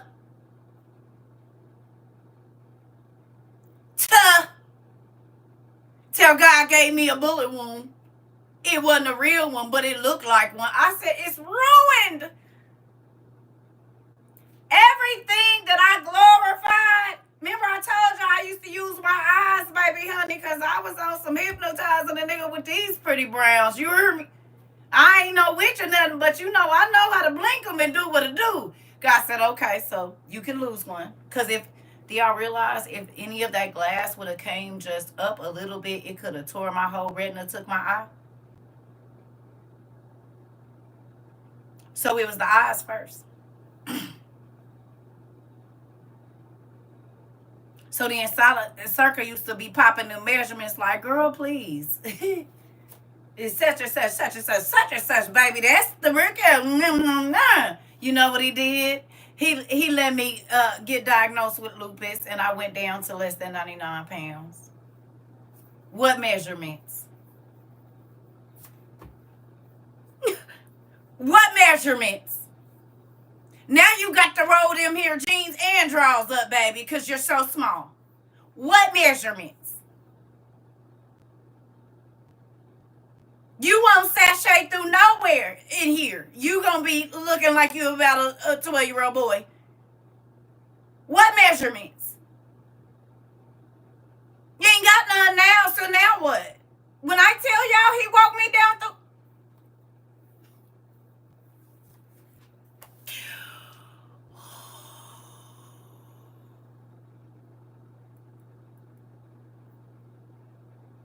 Dear Dad, I'm sorry for it. I'm trying to tell you.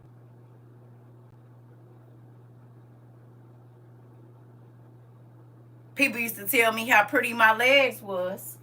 My aunties, people, okay, and CERCA like a nice short. Well, that's a burn. Every single part of my body that I glorified, he marked it up. Do you hear me? And this burn goes right here.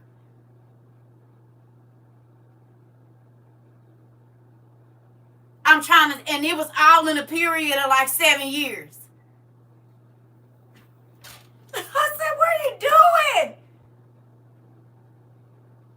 What are you doing?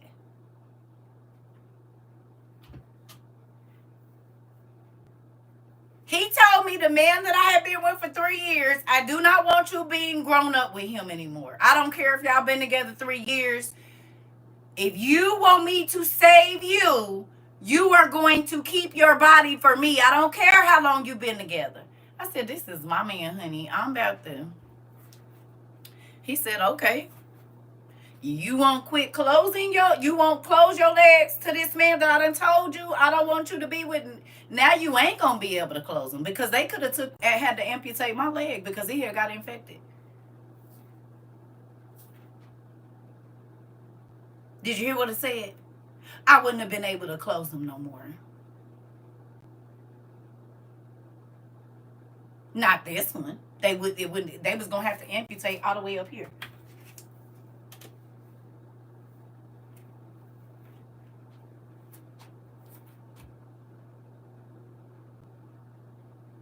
You said I just got burned by a barbecue grill on both my legs. I was stuck on the grill. Oh, okay. This burn happened in 2011. This burn, 2011. This eye, 2005. The other thing I was telling you about, 2008. The getting diagnosed with lupus, 2006.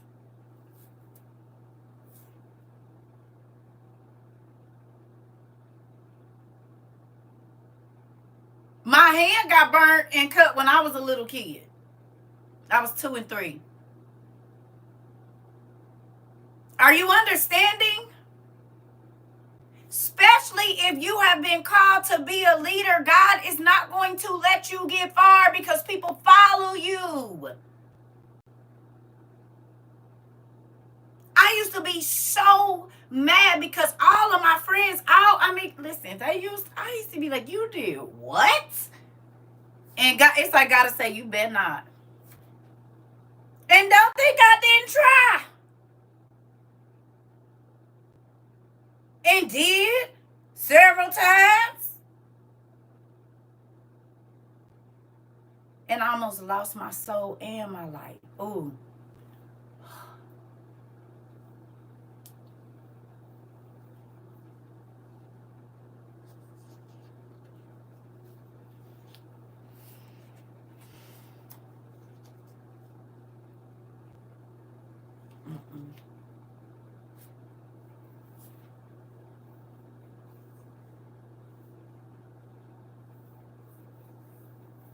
It made me uncomfortable. Ugh.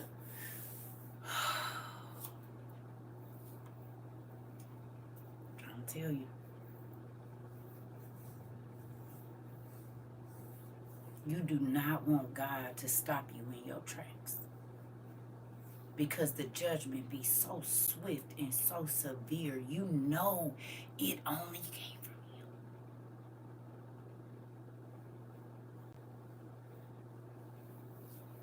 Listen, I do not play. That's why I said I could be swinging from the ship. Nigga. Believe me, I have to tell people, you is my son age. No. Matter of fact, you my daughter. No. All the way up to the grandpa. You hear me? If I wanted to be awesome, baby, listen. The ones with the strong back and the ones with the long money. They all in there. In real life. But I don't know what spirit gonna fill that vessel up. Is it the one that tried to take my life when I was 13? Is it the one that tried to take my life when I was 17? Is the one that tried to take my life at 25? I don't know who gonna show back up. Is it the person that told me that I have cinder blocks on my ankles in the bottom of a river? Is it the person that told me that they would bury me alive in the cemetery? Is it the one that said he was gonna drill a ring on my finger if I didn't want to be with him, and then if I didn't want to be with him, he was gonna put me in a coffin and send me back to my mama? Is that the one?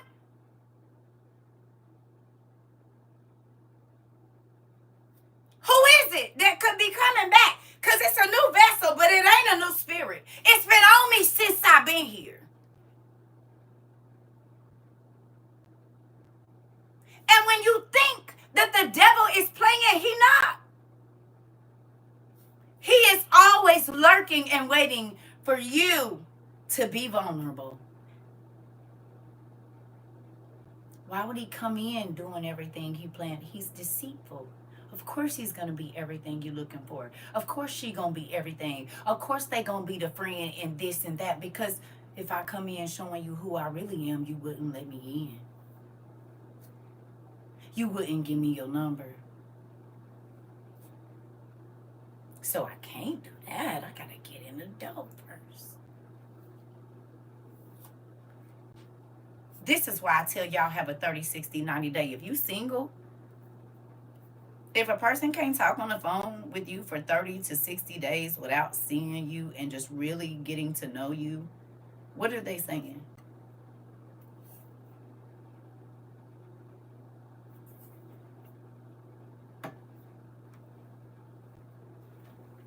I don't mind FaceTiming with you. But you have to be in my presence in the next 60 days. Why? If you really want to get to know me, why you can't just talk to me every day? So that you can kind of know who you coming to meet, because people be setting people up. That's not a good thing. I'm talking about for you as a man. You shouldn't want to be. You need to learn this chick. If she always get off the phone at 7:30, you need to be paying attention. If she only call you on Tuesday and Friday, nigga, you could be. You gotta be careful.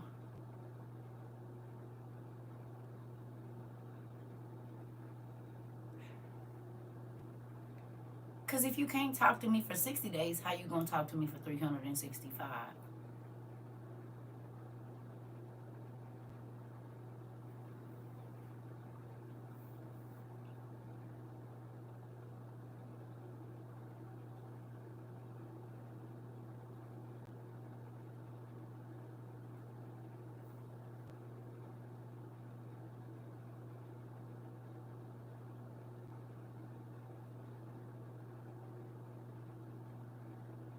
You can't be consistent for 60 days. How you gonna be consistent for 365?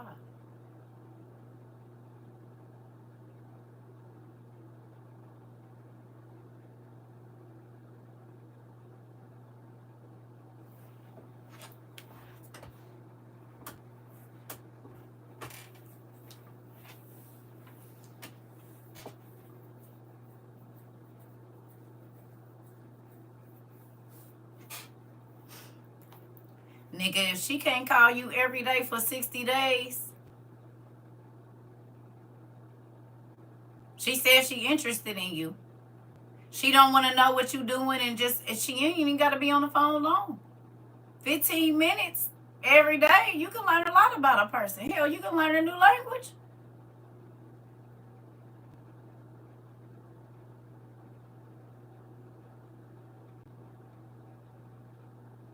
You know what that does? Keep the crazies away, because they don't have time to wait. It's a numbers game for them.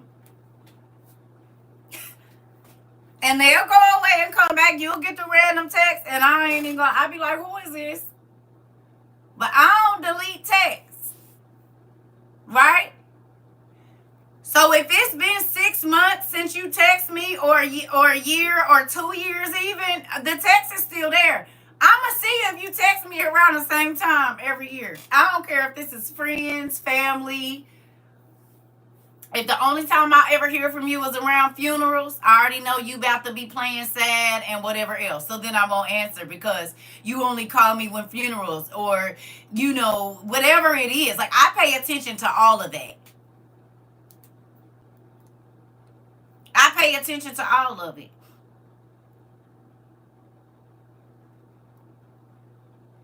Who is this? I might know who it is. Who is this? Because I probably didn't put do not answer in front of your name.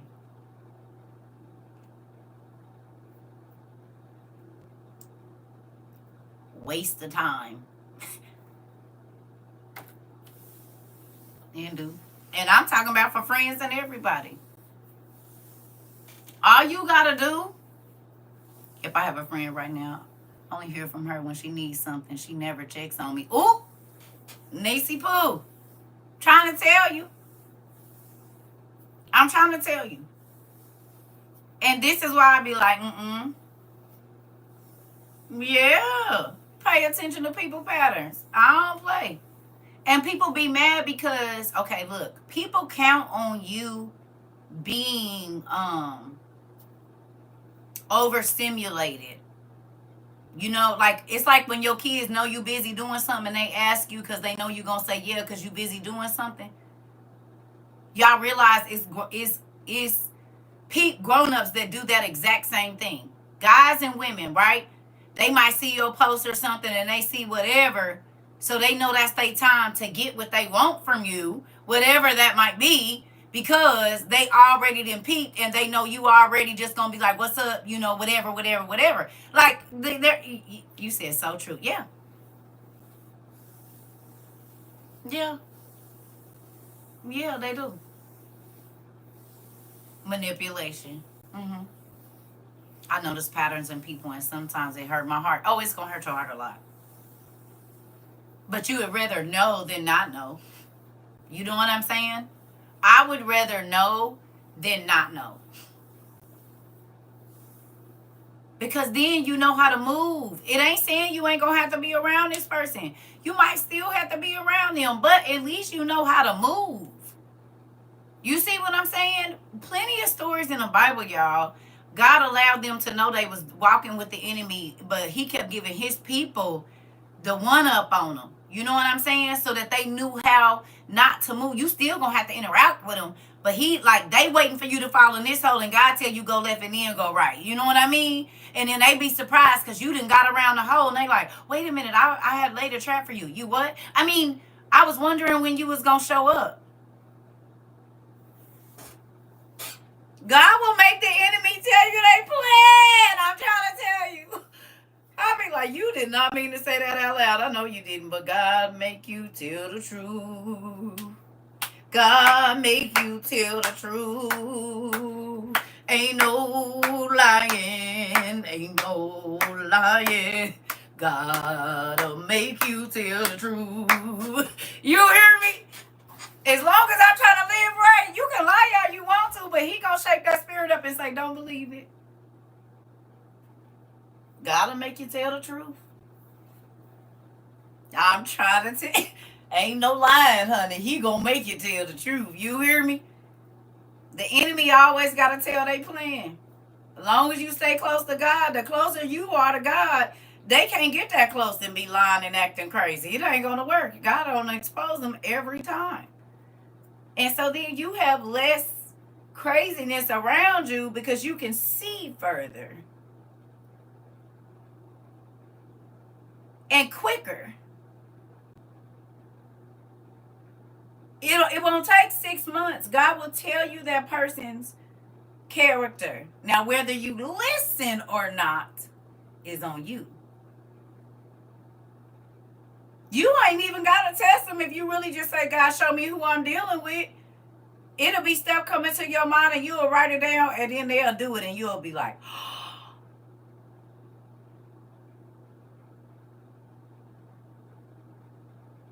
don't say nothing. I'm going to just see. And again, boy, you be like, ooh, shoot. It's what it is. I thought I saw it and I did. I thought I heard it and that's what I heard. in real life. And then you don't have to deal with so much craziness. You don't have to deal with, you'll know how to address people that think you can't see them. Does that make sense? That makes sense.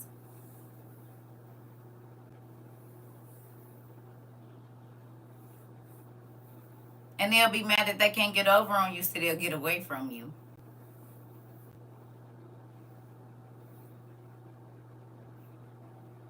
They want people they can run game on and puff their chest up a little bit or whatever, act a little crazy, and they let them keep having their way. No, you're going to act like you got some sense, or you can get away from me. I don't do bad kids. Nobody's. I don't care if you're 70. You somebody kid and you bad, and I don't want to deal with it. So no. Get your life together or go over there. I already know when she texts what she about to ask. Didn't even bother to ask how my surgery went. That part. I was literally just going to say that when they realize you see them, they gone about their business. Nephew, I'm trying to tell you.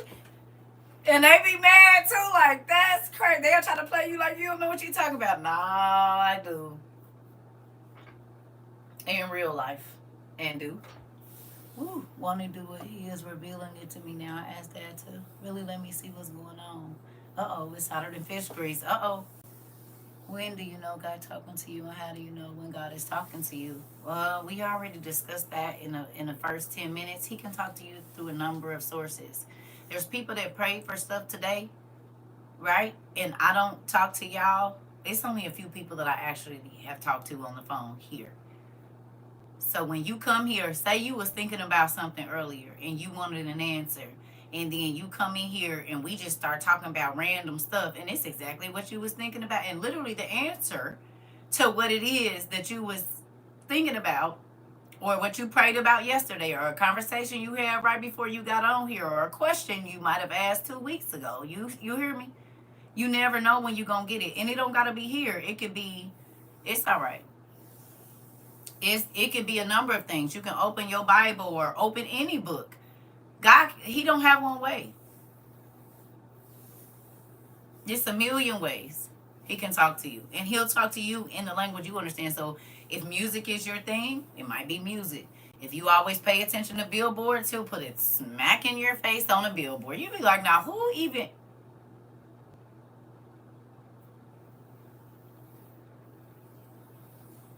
Yeah. Yeah, he can use a song. He can use a stranger. He can use a piece of paper. He can use, man, listen.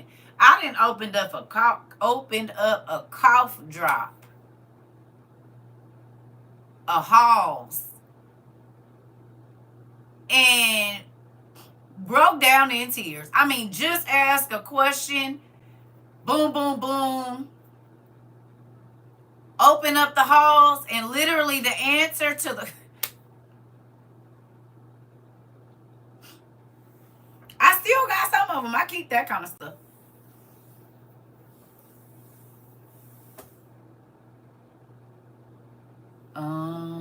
Facts, I've been hearing Beyonce's Pretty Hurts. It's the soul that needs the surgery. Uh-oh. Uh-oh. Uh-oh. See, I'm going to tell you how the devil tricks us up. He has us beautify the outside so we don't have to work on the inside. But everybody know if something right on the inside, it don't matter. It ain't no saving it. External things sometimes you can get to very quickly as long as it hasn't penetrated the skin or whatever.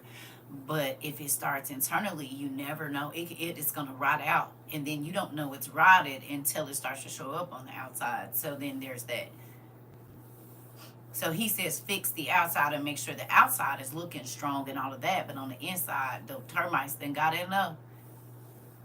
And if you look at evil spirits and seeing like termites, well, if you've ever seen a tree that you just thought was all the way solid, and then the slightest wind blow and it snatched the whole thing out, and you look in there and it's hollowed out on the inside or completely rotted like dust, well, they've been there a long time. And they just been slowly eating at the strong parts of the tree. So once this next situation come through, you might lose your mind, God forbid. Or, you know what I'm saying? It could be a number of things. He been holding back a certain sickness or this or that from your life. And you just gonna keep running on to it because you don't know what the devil got on the other side of the door. And he ain't gonna just keep stopping you. Like, if that's what you want, he said, I'll give you over to your own lust. Do not, please. I said, help me. Help me. Don't listen. Help me. Because I don't want to be in the hospital no more. I don't want to be worried about losing no limbs. He said, you would rather I pluck that eye out and you make it to heaven, or cut that limb off if it offend me. At least you might get in there maimed and whatever, but you gonna get in. He be meaning that. If you use your feet to run to trouble, a lot of people end up having different issues with their feet. Like, they can't run, they can barely walk. If you was one of Glow friends, yeah, Glow stopper, you was using your whole knee and back with it, I bet you them knees ain't too good. I bet you they not as good. You ain't stomping nothing with Glow now, is you? You holding on to the wall. You hear me?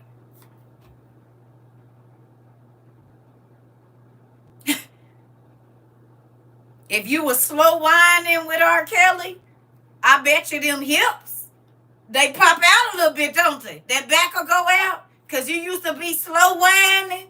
Y'all remember? Or with Tony. Y'all remember? You get to swinging your hips now, you might throw your back out.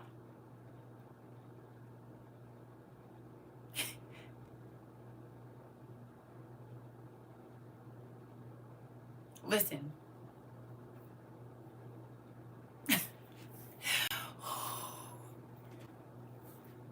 I'm trying to say. You said sometimes. Mm-hmm. Yeah, Mari. Mm-hmm. I'm trying to tell you. Listen. Y'all be playing, and it's a real thing that yeah. I don't want no parts of it. It's a choice. When I say I choose this,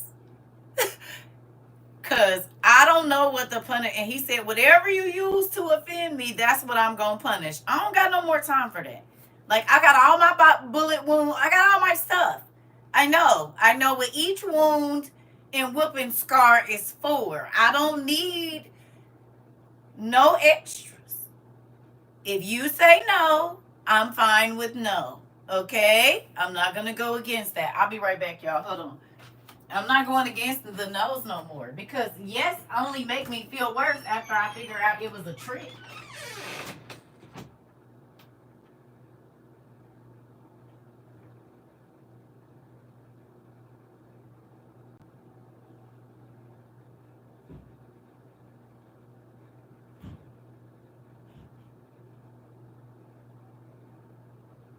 Hold on, y'all.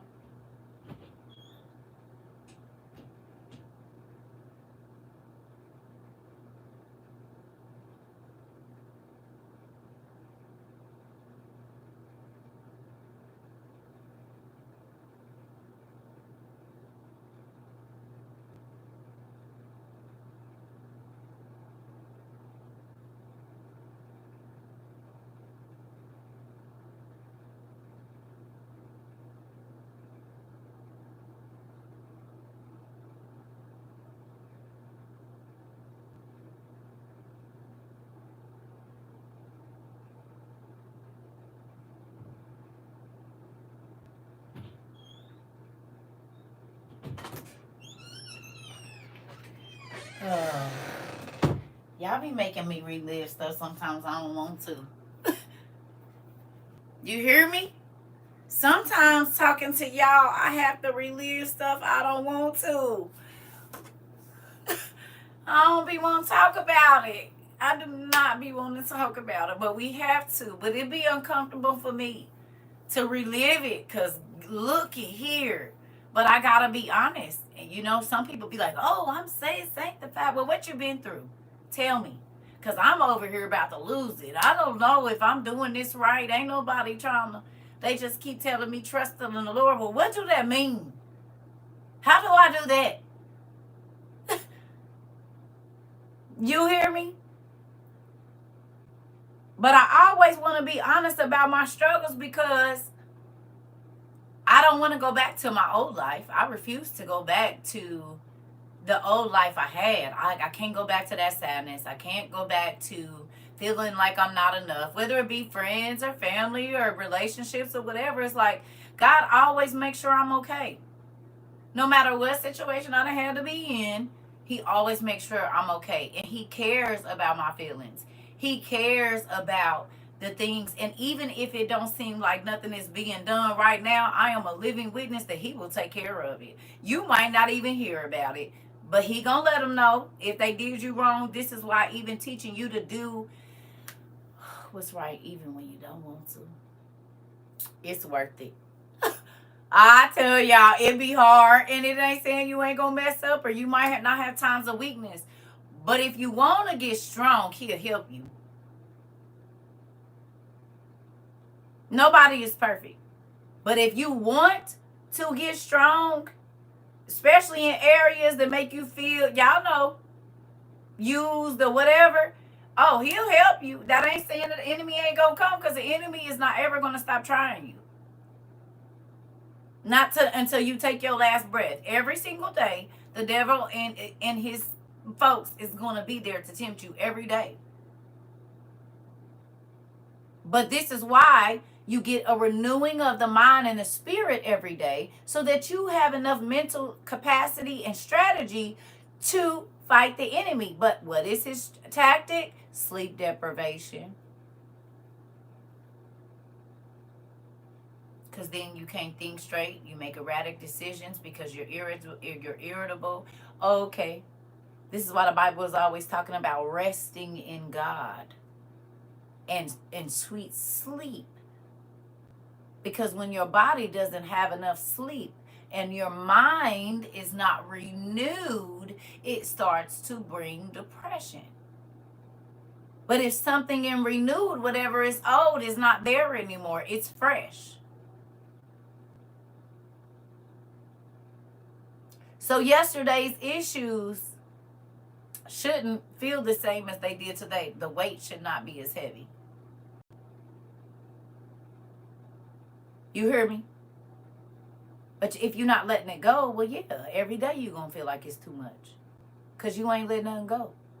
This is why I beg y'all to journal, because once you get it out, God can do something about it. He said, make a record of what's bothering you so I can change it. But then you have to believe I can change it, which means you got to take your hand off of it and wait for me to tell you what to do so it will work out. It doesn't matter how bad it is. I can fix it. Nothing is more powerful than me. I can change men's hearts. I can change men's minds. But you can't see further than me. And what you think is not what I think. He said, my thoughts are higher than your thoughts, or my ways are, higher than your way. Like, it's a thing of, we think that God thinks like man. He don't. And that took a long time. Like, even for me to be able to trust God, like with my finances, with my living situation. Because you asking me to not hustle, barely do hair, like this crazy, sit and read books. How is that about to pay my bills?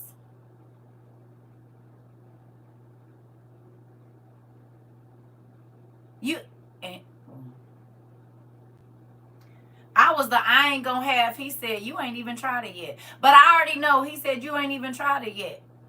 But I didn't think, but you ain't even tried it yet. You want to tell me what all is going to happen, but you haven't even taken the first step to try me and see what I'm going to do before you already talking about what's going to happen. And didn't none of that happen.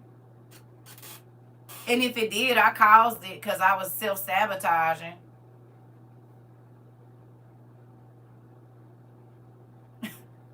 Because I was so used to it, so I was going to self-sabotage. I was one of them. And was. Get scared because, and if it wasn't familiar, oh yeah, I was going to self-sabotage. And was.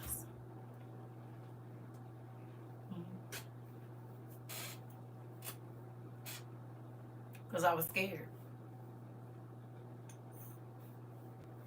Because I would say I was dependent on God, but really I was dependent on God to do, thank you, to do what I wanted him to do. Thank you.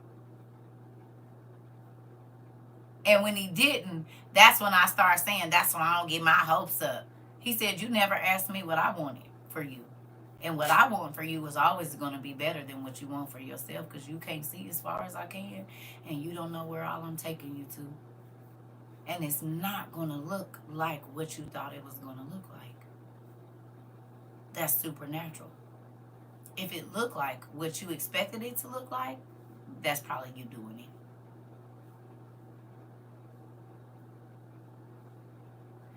Because when you walking with God, it's scary. Because sometimes he put a blindfold on you and say, I can't show you where you're going because you will try to mess it up. So then I only can give you a little piece at a time. Or you'll go tell the enemy my plan because you tired of struggling, so you going to tell them all that I told you, and they going to be sorry. And now they throwing monkey wrenches in it. So I just need you to put this blindfold on. And as we get to the destinations, I'll take the blindfold off. You enjoy that destination, get back in the car, and put this blindfold right back on.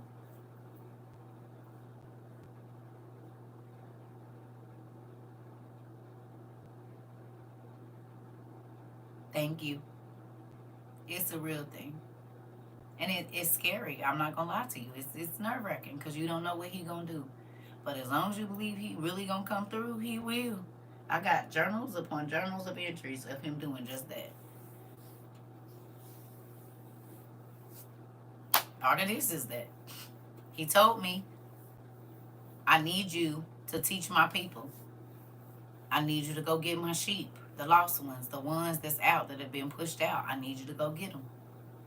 And here I am going. He said, no, you sit and read and study and read and study, and I'm going to bring them to you.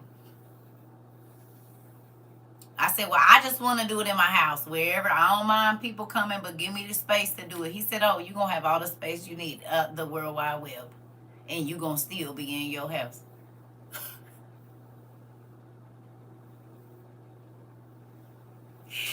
I said, well, okay, let's do it, I guess. But I can see the value in waiting on God. I can see the value and I seen it before this. Yes, it was the hardest thing I ever to do because people laughed in my face. They said horrible things to me.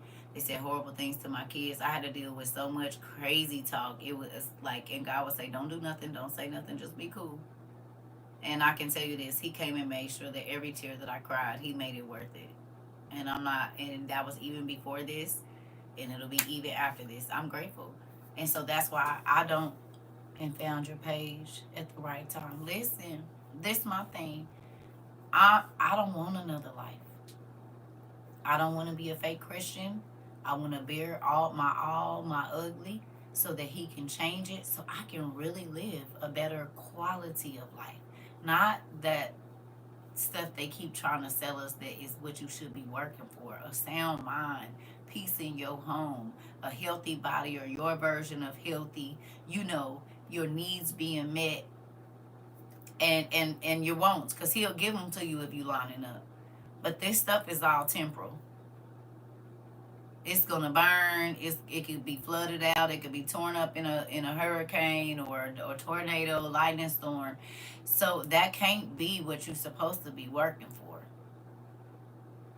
It's got to be something else. And not saying that these things are not valuable, and God gives us things for us to enjoy. That's what he does. But you cannot love these things and work more towards these things than you can the thing that is never going to be destroyed, which is your spirit, your soul. It's going to live forever somewhere, and that's a reality. And it's going to be a lot longer over there. And that body don't decay. It don't get old. Once it get that age, it's just going to be that age forever and ever and ever and ever. Yeah. Yeah, that part, Miss Lady. It's a real thing.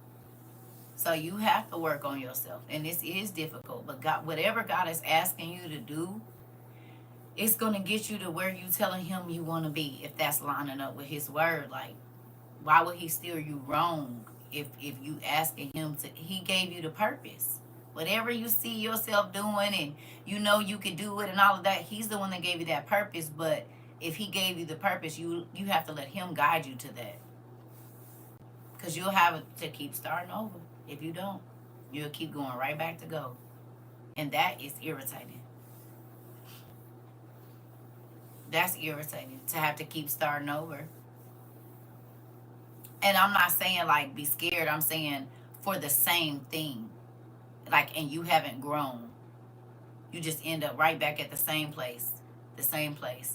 I'm still working on shedding the ugly. Thank God he reveals it to me so I could be better. Yeah, I would have been going straight to hell with a free scholarship to hell. Uh-oh. I don't know. Like I said, yes, his judgment was swift. And yes, he didn't let me get as far out as I probably would have wanted to, but I'm so grateful. I'm grateful he didn't give me most of the stuff that I was asking for, because I would be miserable or dead, probably. Ain't no telling where I'll be. You know what I mean? In real life, because the devil was offering me whatever I wanted, as much of it as I liked. I promise you. And it was everywhere. But I also see that, I mean, what is anything on this earth compared to an eternal soul? That's why Lucifer don't care, because he knows that this stuff is temporal. He's peeked into eternity. Y'all got to understand. He understands eternity. But the crazy thing is this. He going to get you trapped in there, and then after, 1,000 years, he get to get out.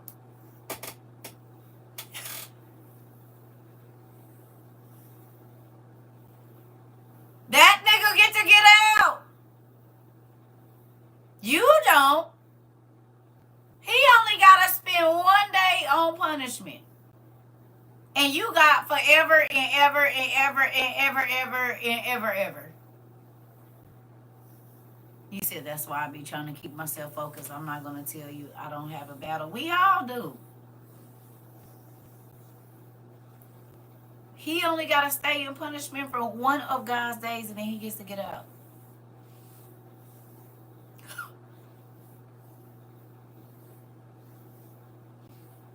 That sucks. But you there forever because you chose.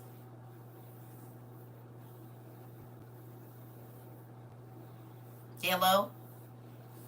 Y'all all right over there? Is you sleep?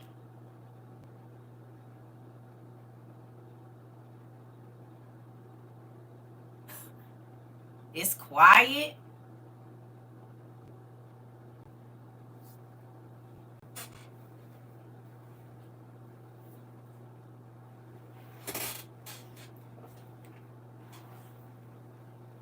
Okay, because it's quiet. Okay, I'm like, dang, it's quiet. Like, I just see y'all staring into space or something.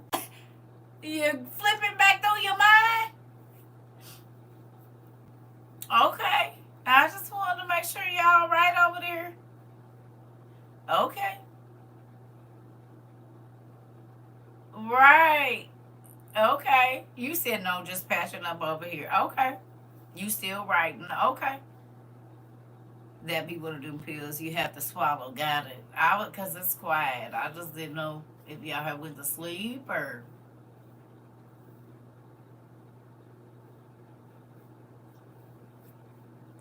Yeah, they get quiet.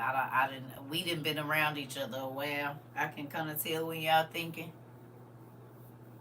Mm-hmm. It's okay. You said stop peeping in on us. Staring off in space. Listen, just thinking. I know. I can feel it. Do I want to...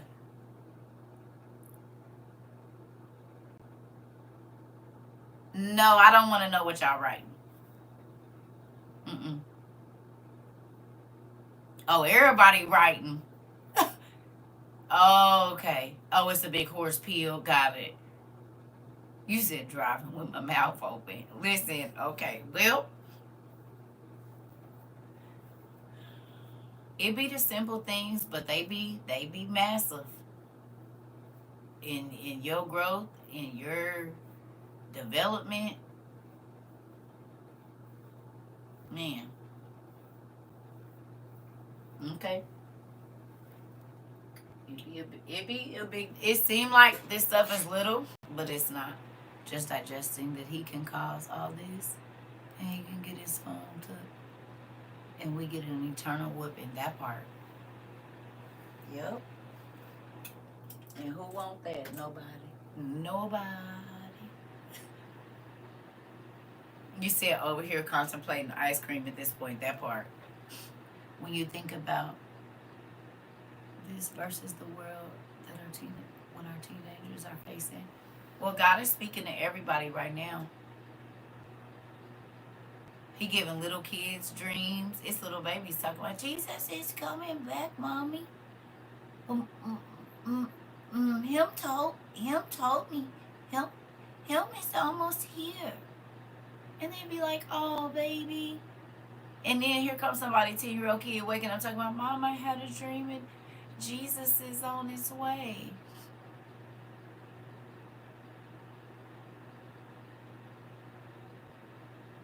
God is speaking loudly.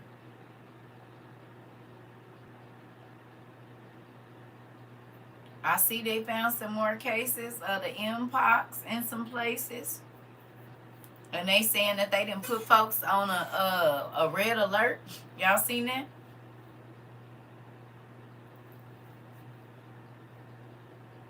Yeah, G baby is always dreaming about the Lord. That part. Y'all seen that about the mpox or whatever? They found it in, I think, Florida's water, and then some other places, I guess. They found it in the water. I can't remember if it was Florida or somewhere in Cali. Wherever they found it in the water. So what that mean? It's in 16 countries now? Oh, okay.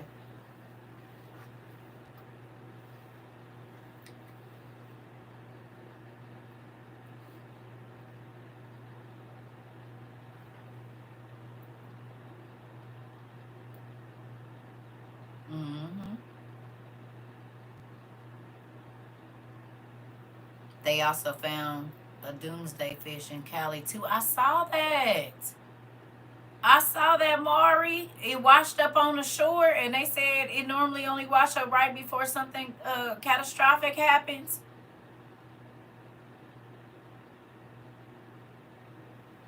I saw that. Yeah, that's crazy. I saw that. Sure did. That's crazy. Yeah.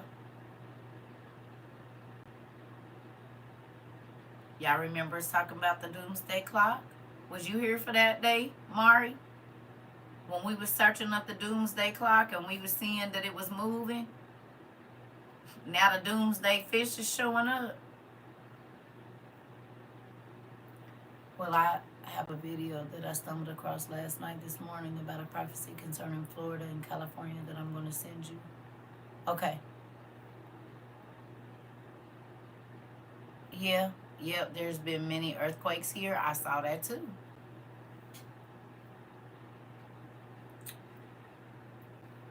The person had a dream about it that was posted 5 days ago. Okay. I believe. I believe we getting ready to. Uh-oh. Girl, you forget you got eyebrows on? It was about to wipe them off. Listen. I like I said, it's mind blowing to me. You can just go look up the doomsday clock. What time is it on the doomsday clock, y'all?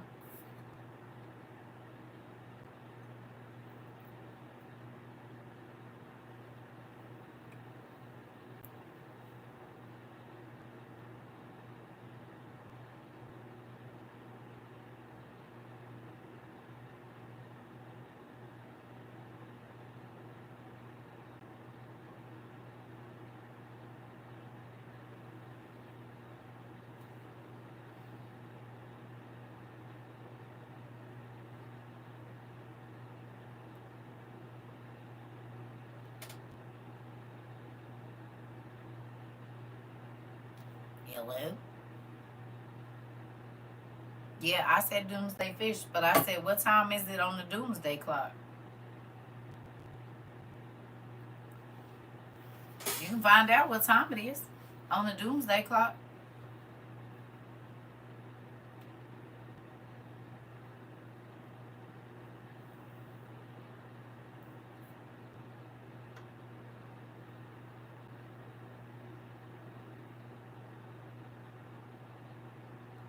It's 90 seconds before midnight, a minute and 30 seconds before midnight. You know what happens at midnight?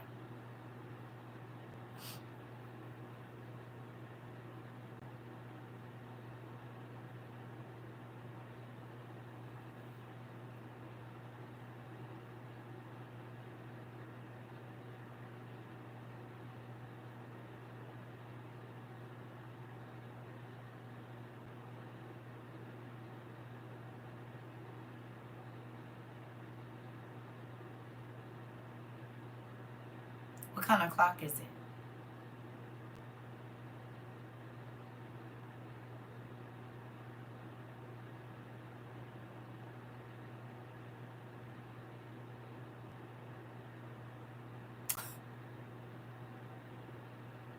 Can anybody Google Doomsday and tell me what the definition of it is?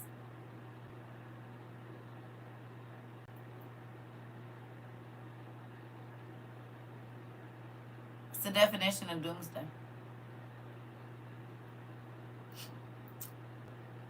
As of January 24, 2023, right?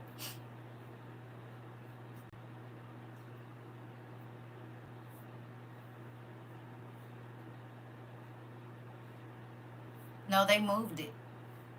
Because we was like 2 or 3 minutes. I think they've moved it since we started. Because we talked about it.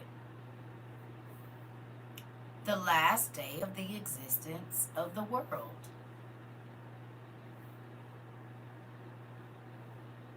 Is it 2014?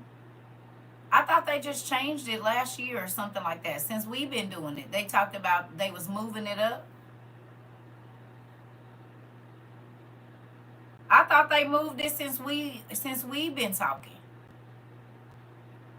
Cause they definitely brought it up and we definitely did a class.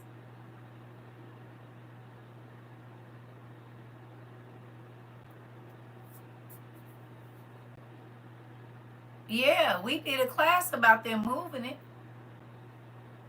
Or they was talking about moving it up or something, because we did 1 or 2 classes about it when it was in the headlines. When they was talking about the Doomsday Clock. They say it's been changed 25 times. Okay. It was going to change. It's either, well, I know we talked about it. Either they was talking about changing it.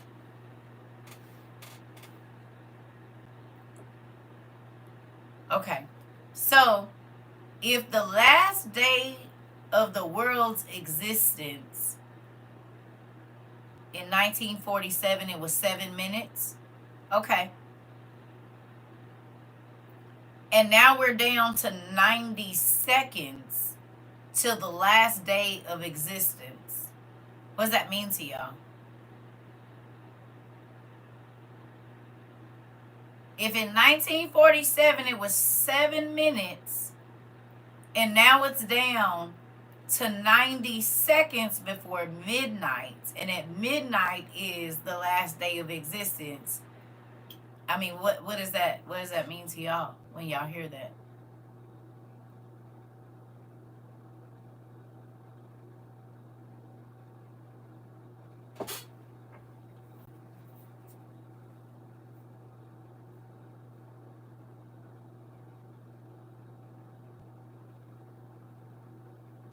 Ten years before my mama was born, it was at 7 minutes.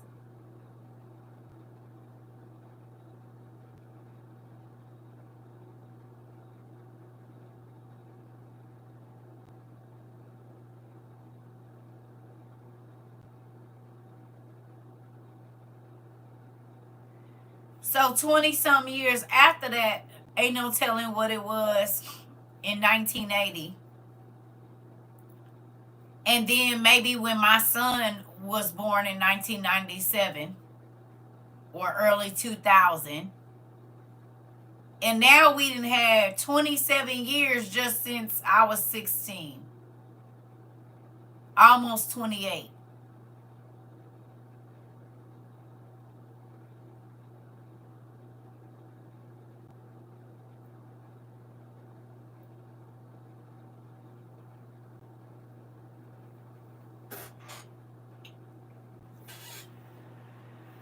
So again, do you understand why I don't understand why the Christians, if even the scientists are saying we are 90 seconds away from the end of the world through nuclear whatever and all of the stuff, and it was 7 minutes for 70 years ago, 80 years ago.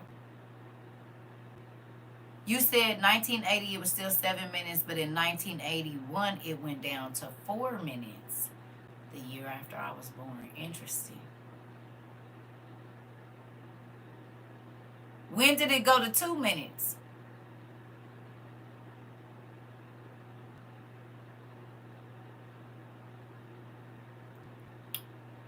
You know what was put up in 1981 or 1980?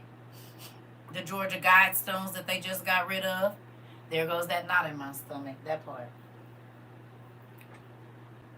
Where they talked about getting the population under 500 million and living in peace and harmony and blah blah blah. It was put up like around my birthday, either 1980 or 1981, and that's funny because that's the years that they moved that thing.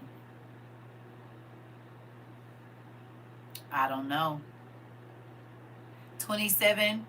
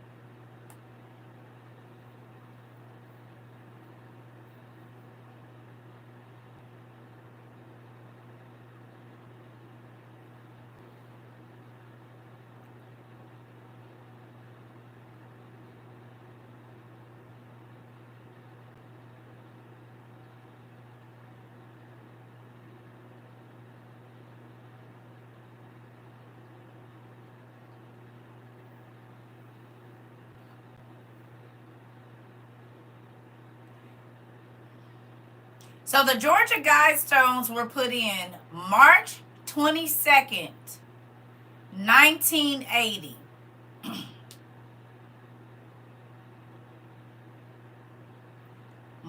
Y'all, March 22nd, 1980. My birthday was 12 days before that. 12 is authority, right? Right? March 22nd, 1980. 12 days after I was born, the Georgia Guidestones, which talked about reducing the Earth's population to 500 million and all of this and all the different languages, right? Now get this. Hold on.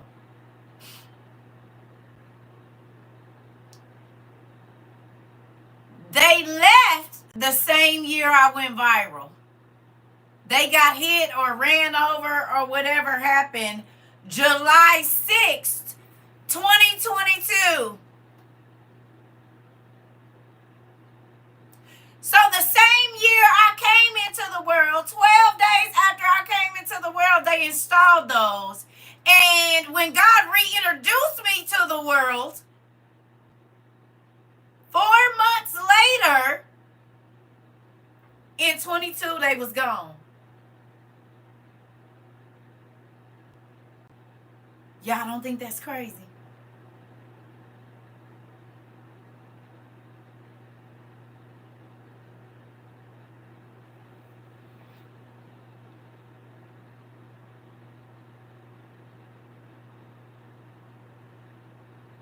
crazy. Like real crazy.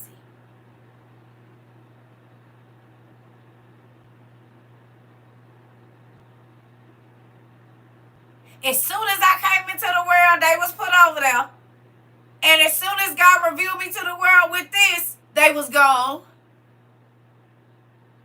In the same years, within months, well, one was weeks, one was months. Y'all. Then in 17 is when I made that video, and I said in 3.5 years, we could be in a tribulation. And what's going to happen in 2020, that we ain't going to be able to go outside, that we ain't going to be able to do this, that we won't be able to travel from state to state. What happened 3.5, that was July, because that's right when my daughter had graduated, June or July. What happened 3.5 years from July of 2020, where we couldn't travel and where food was scarce? Every single thing that God told me 3.5 years earlier.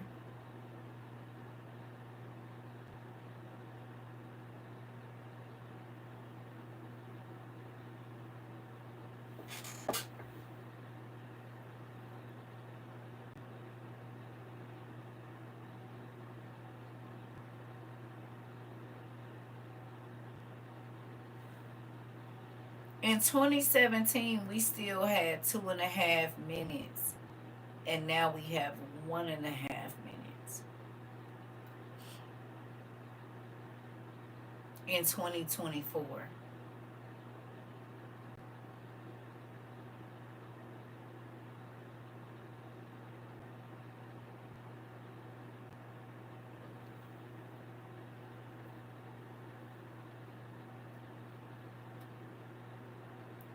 And you want to be holding on to grudges and still doing whatever you want to do and disobeying God, and time is literally moving quickly.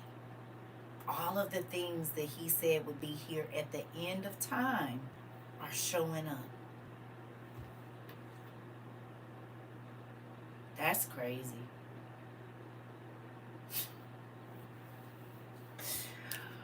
Oh, 22 is spiritual lights. The enemy had to tell you what their plan was. So in 1980, they put out some guidestones that said, we only want 500 million people on the planet. And they put it out in all different kinds of languages and stuff.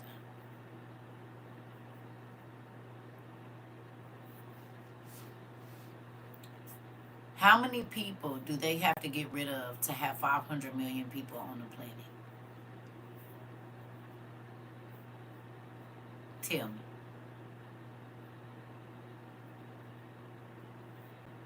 Because now that their plan is in motion, they don't need to tell you what they're going to do. So they went on and got rid of them.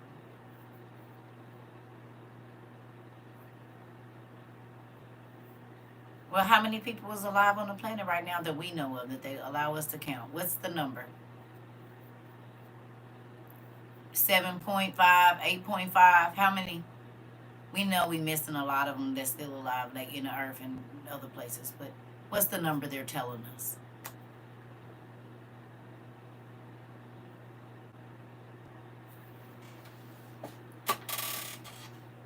At 7.9 billion.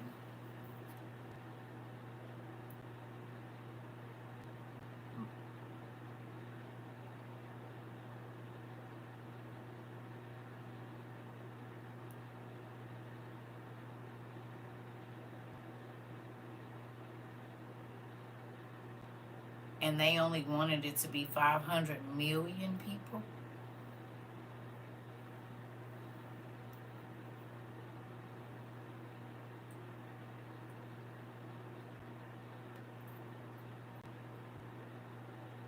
So they would have to get rid of 7.5 billion people in order for them to have the Georgia Guidestones come to pass.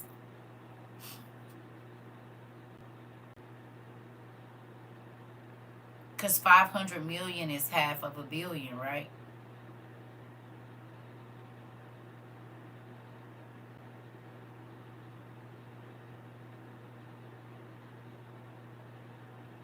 Am I wrong? 500 million is half of a billion?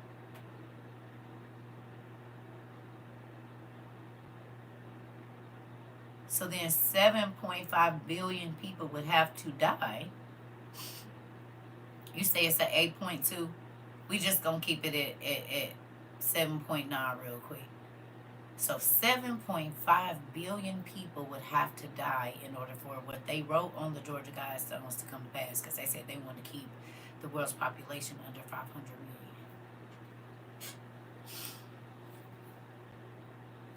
And those got destroyed in 2022, but you can still read what was on them on Wikipedia and in other news articles and whatnot.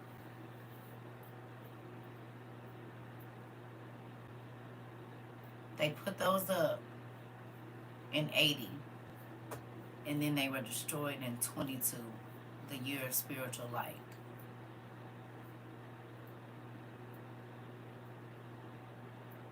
The year when God revealed all kind of stuff. Not that he hadn't already been, but 22, a lot of stuff came out.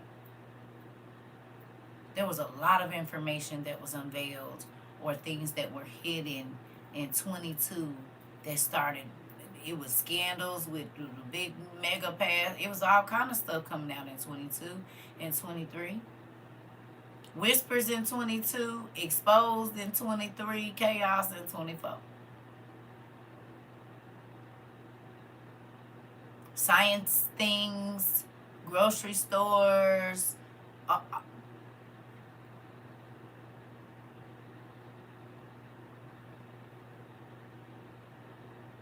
Interesting. So the things that have been hidden are now being revealed, along with the beings that they told us were mythological that have been washing up on shores and standing on top of mountains and closing mountain doors, like closing big rocks on mountains like they doors, like we close our door.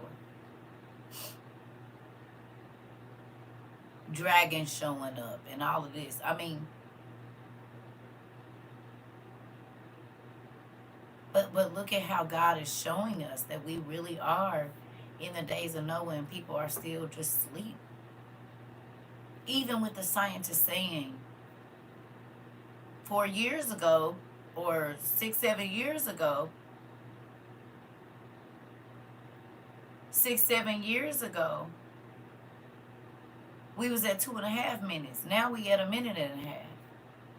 And if God said he was going to speed up the time at the end times, well, we could go from 90 seconds to 45 seconds in no time.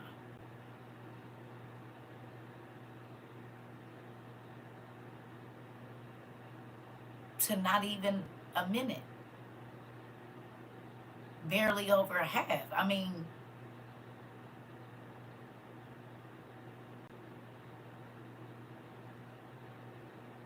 this is not the time to be holding on to nothing. This is not the time to be playing with your soul. It's just not. Nothing is worth God coming, because we don't know what day he's going to come, what day he's going to show up. But still, like, you don't know what day he coming for the breath out your body either.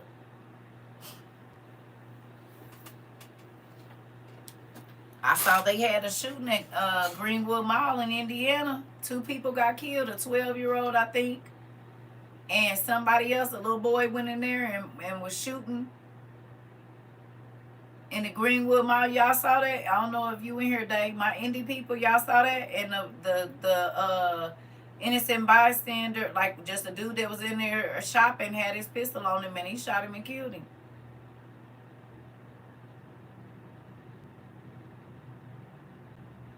Y'all saw that?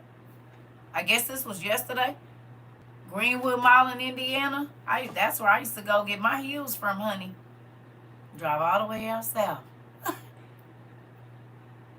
Some young boy went and sat in the mall bathroom for 1 hour, put his phone in the toilet, and went out and started shooting people. And a good Samaritan popped his tail and unalived him before he could get into too many people.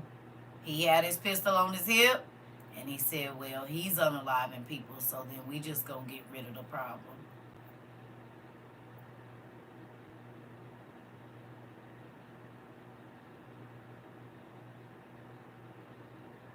Well, if he would have let them keep getting through there, he would have, ain't no telling how many people, because he was shooting to kill. He shot like a 12-year-old kid. What if your baby was at the mall? Wouldn't you want somebody to stop him?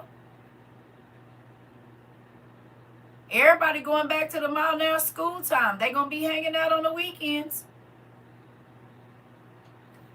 School just started.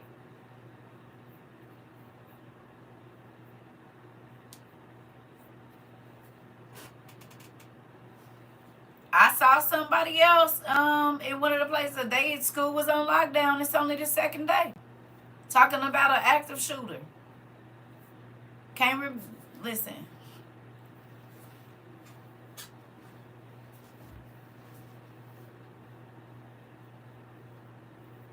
That's why I be telling y'all to anoint your kids every day before they leave the house. They eyes, they ears, they hands, eyes, ears, they mouth, and they feet, baby. I don't care if you got to put them on the bottom of them shoes. Because wherever you need go, I need the Spirit of God to go with you. In real life. I'm trying to tell you.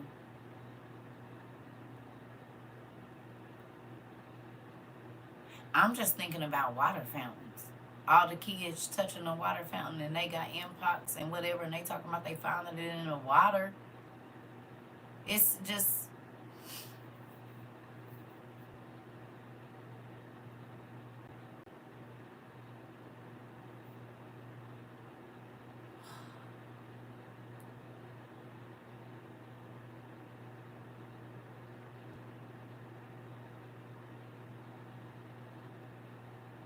I don't know.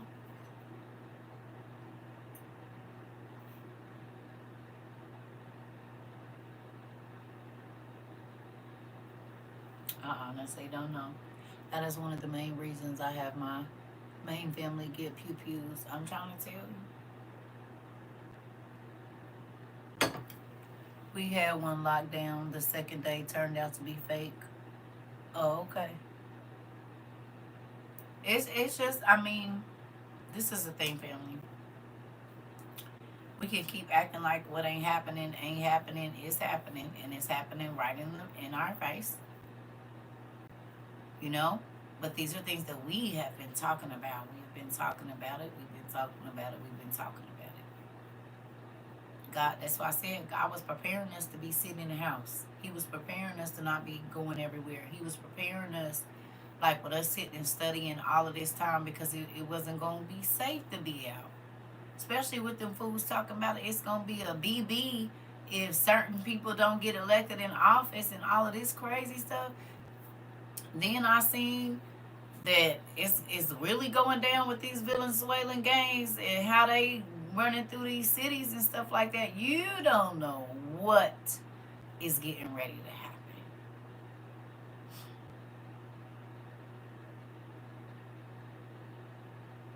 You don't.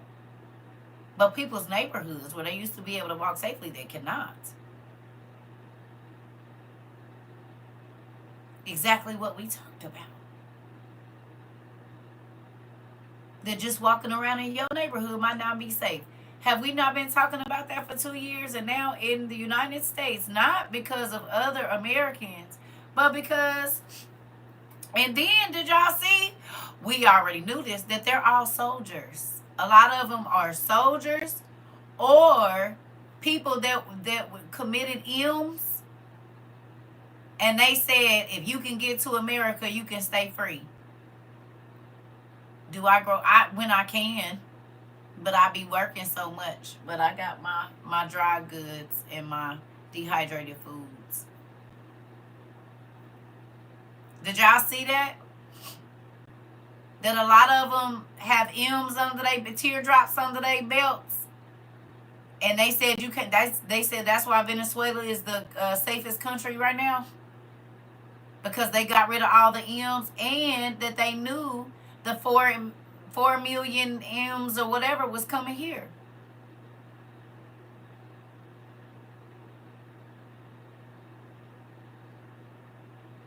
They already knew. And a lot of them came with citizenship.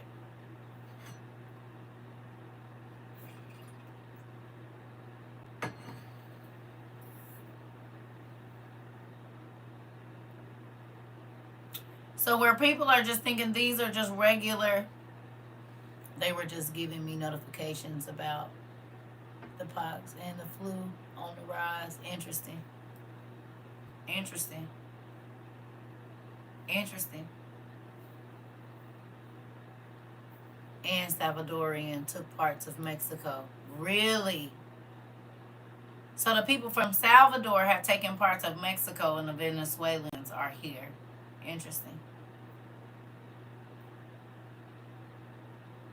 They just said Japan's stock market is crashing.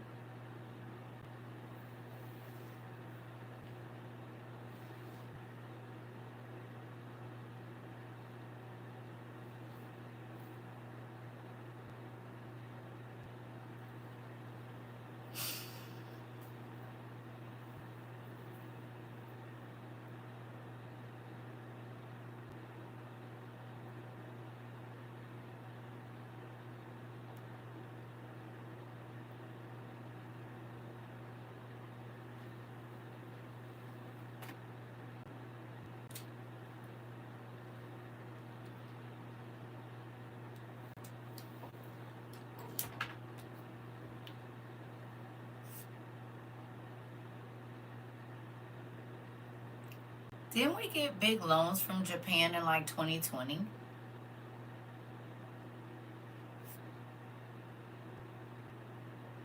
Did we get some big loans from Japan in like 2020 or 2021?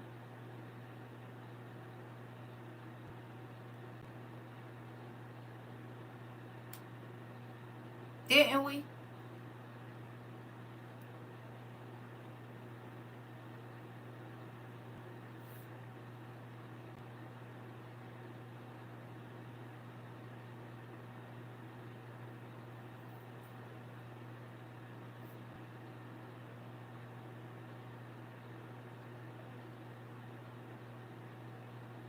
Okay.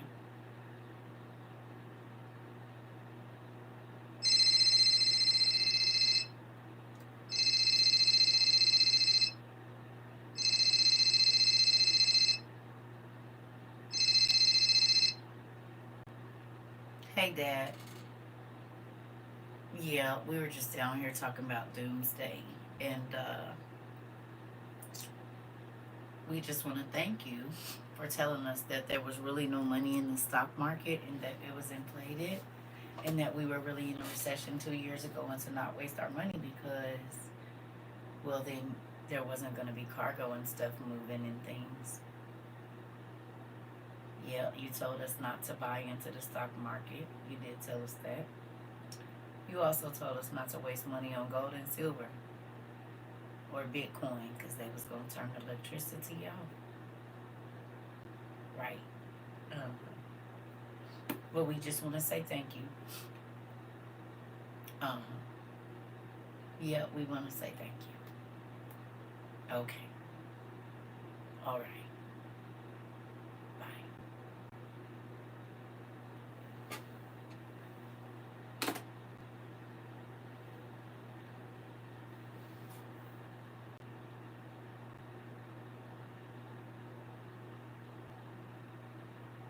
If they are backing our money and their economy falls, what happens to ours?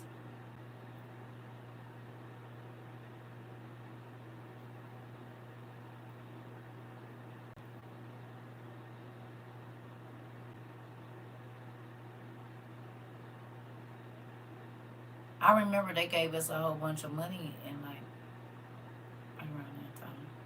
Some loans or something.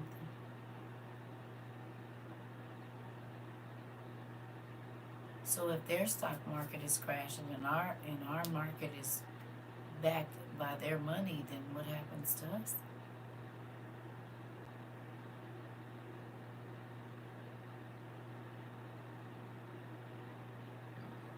Excuse me.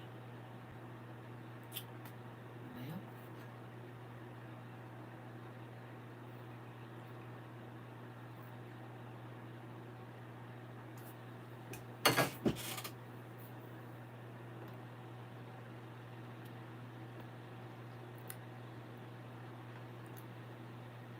We just got believe, millions or billions from them a week ago into our stock market. Oh, I remember that too. They poured a whole bunch of their stock into our market, and now their stocks is failing.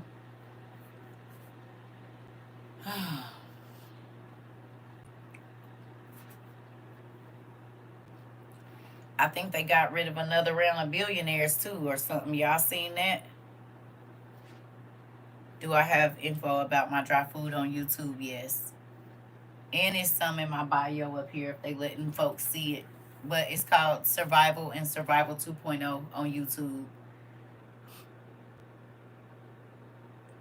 I tried to share a video too that I did like last year. Why it just deleted off of all my, it was a repost I was trying to do from like 2022. I hit repost, it wouldn't let it repost, and now I can't even find it on my page. I said, not that y'all took it as I was trying to repost it. Interesting. Yeah. Well, y'all, this is that whole economic crash we were talking about.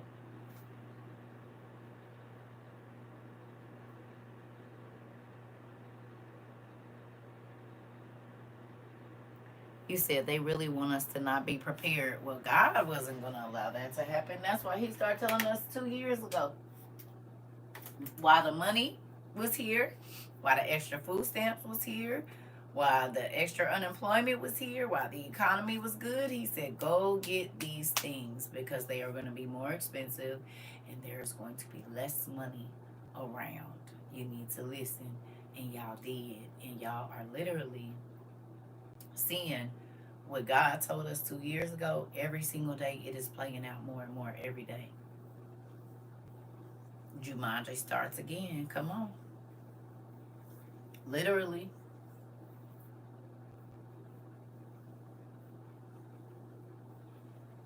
Told y'all. I said, I know y'all think I'm crazy, but God keeps telling me we don't have much time. We need to get as many of these things while we can, because in a minute we might not be able to get them. It might be too expensive, or it just, you never know. And you don't want to wait until everything is happening to try to go get it. And look,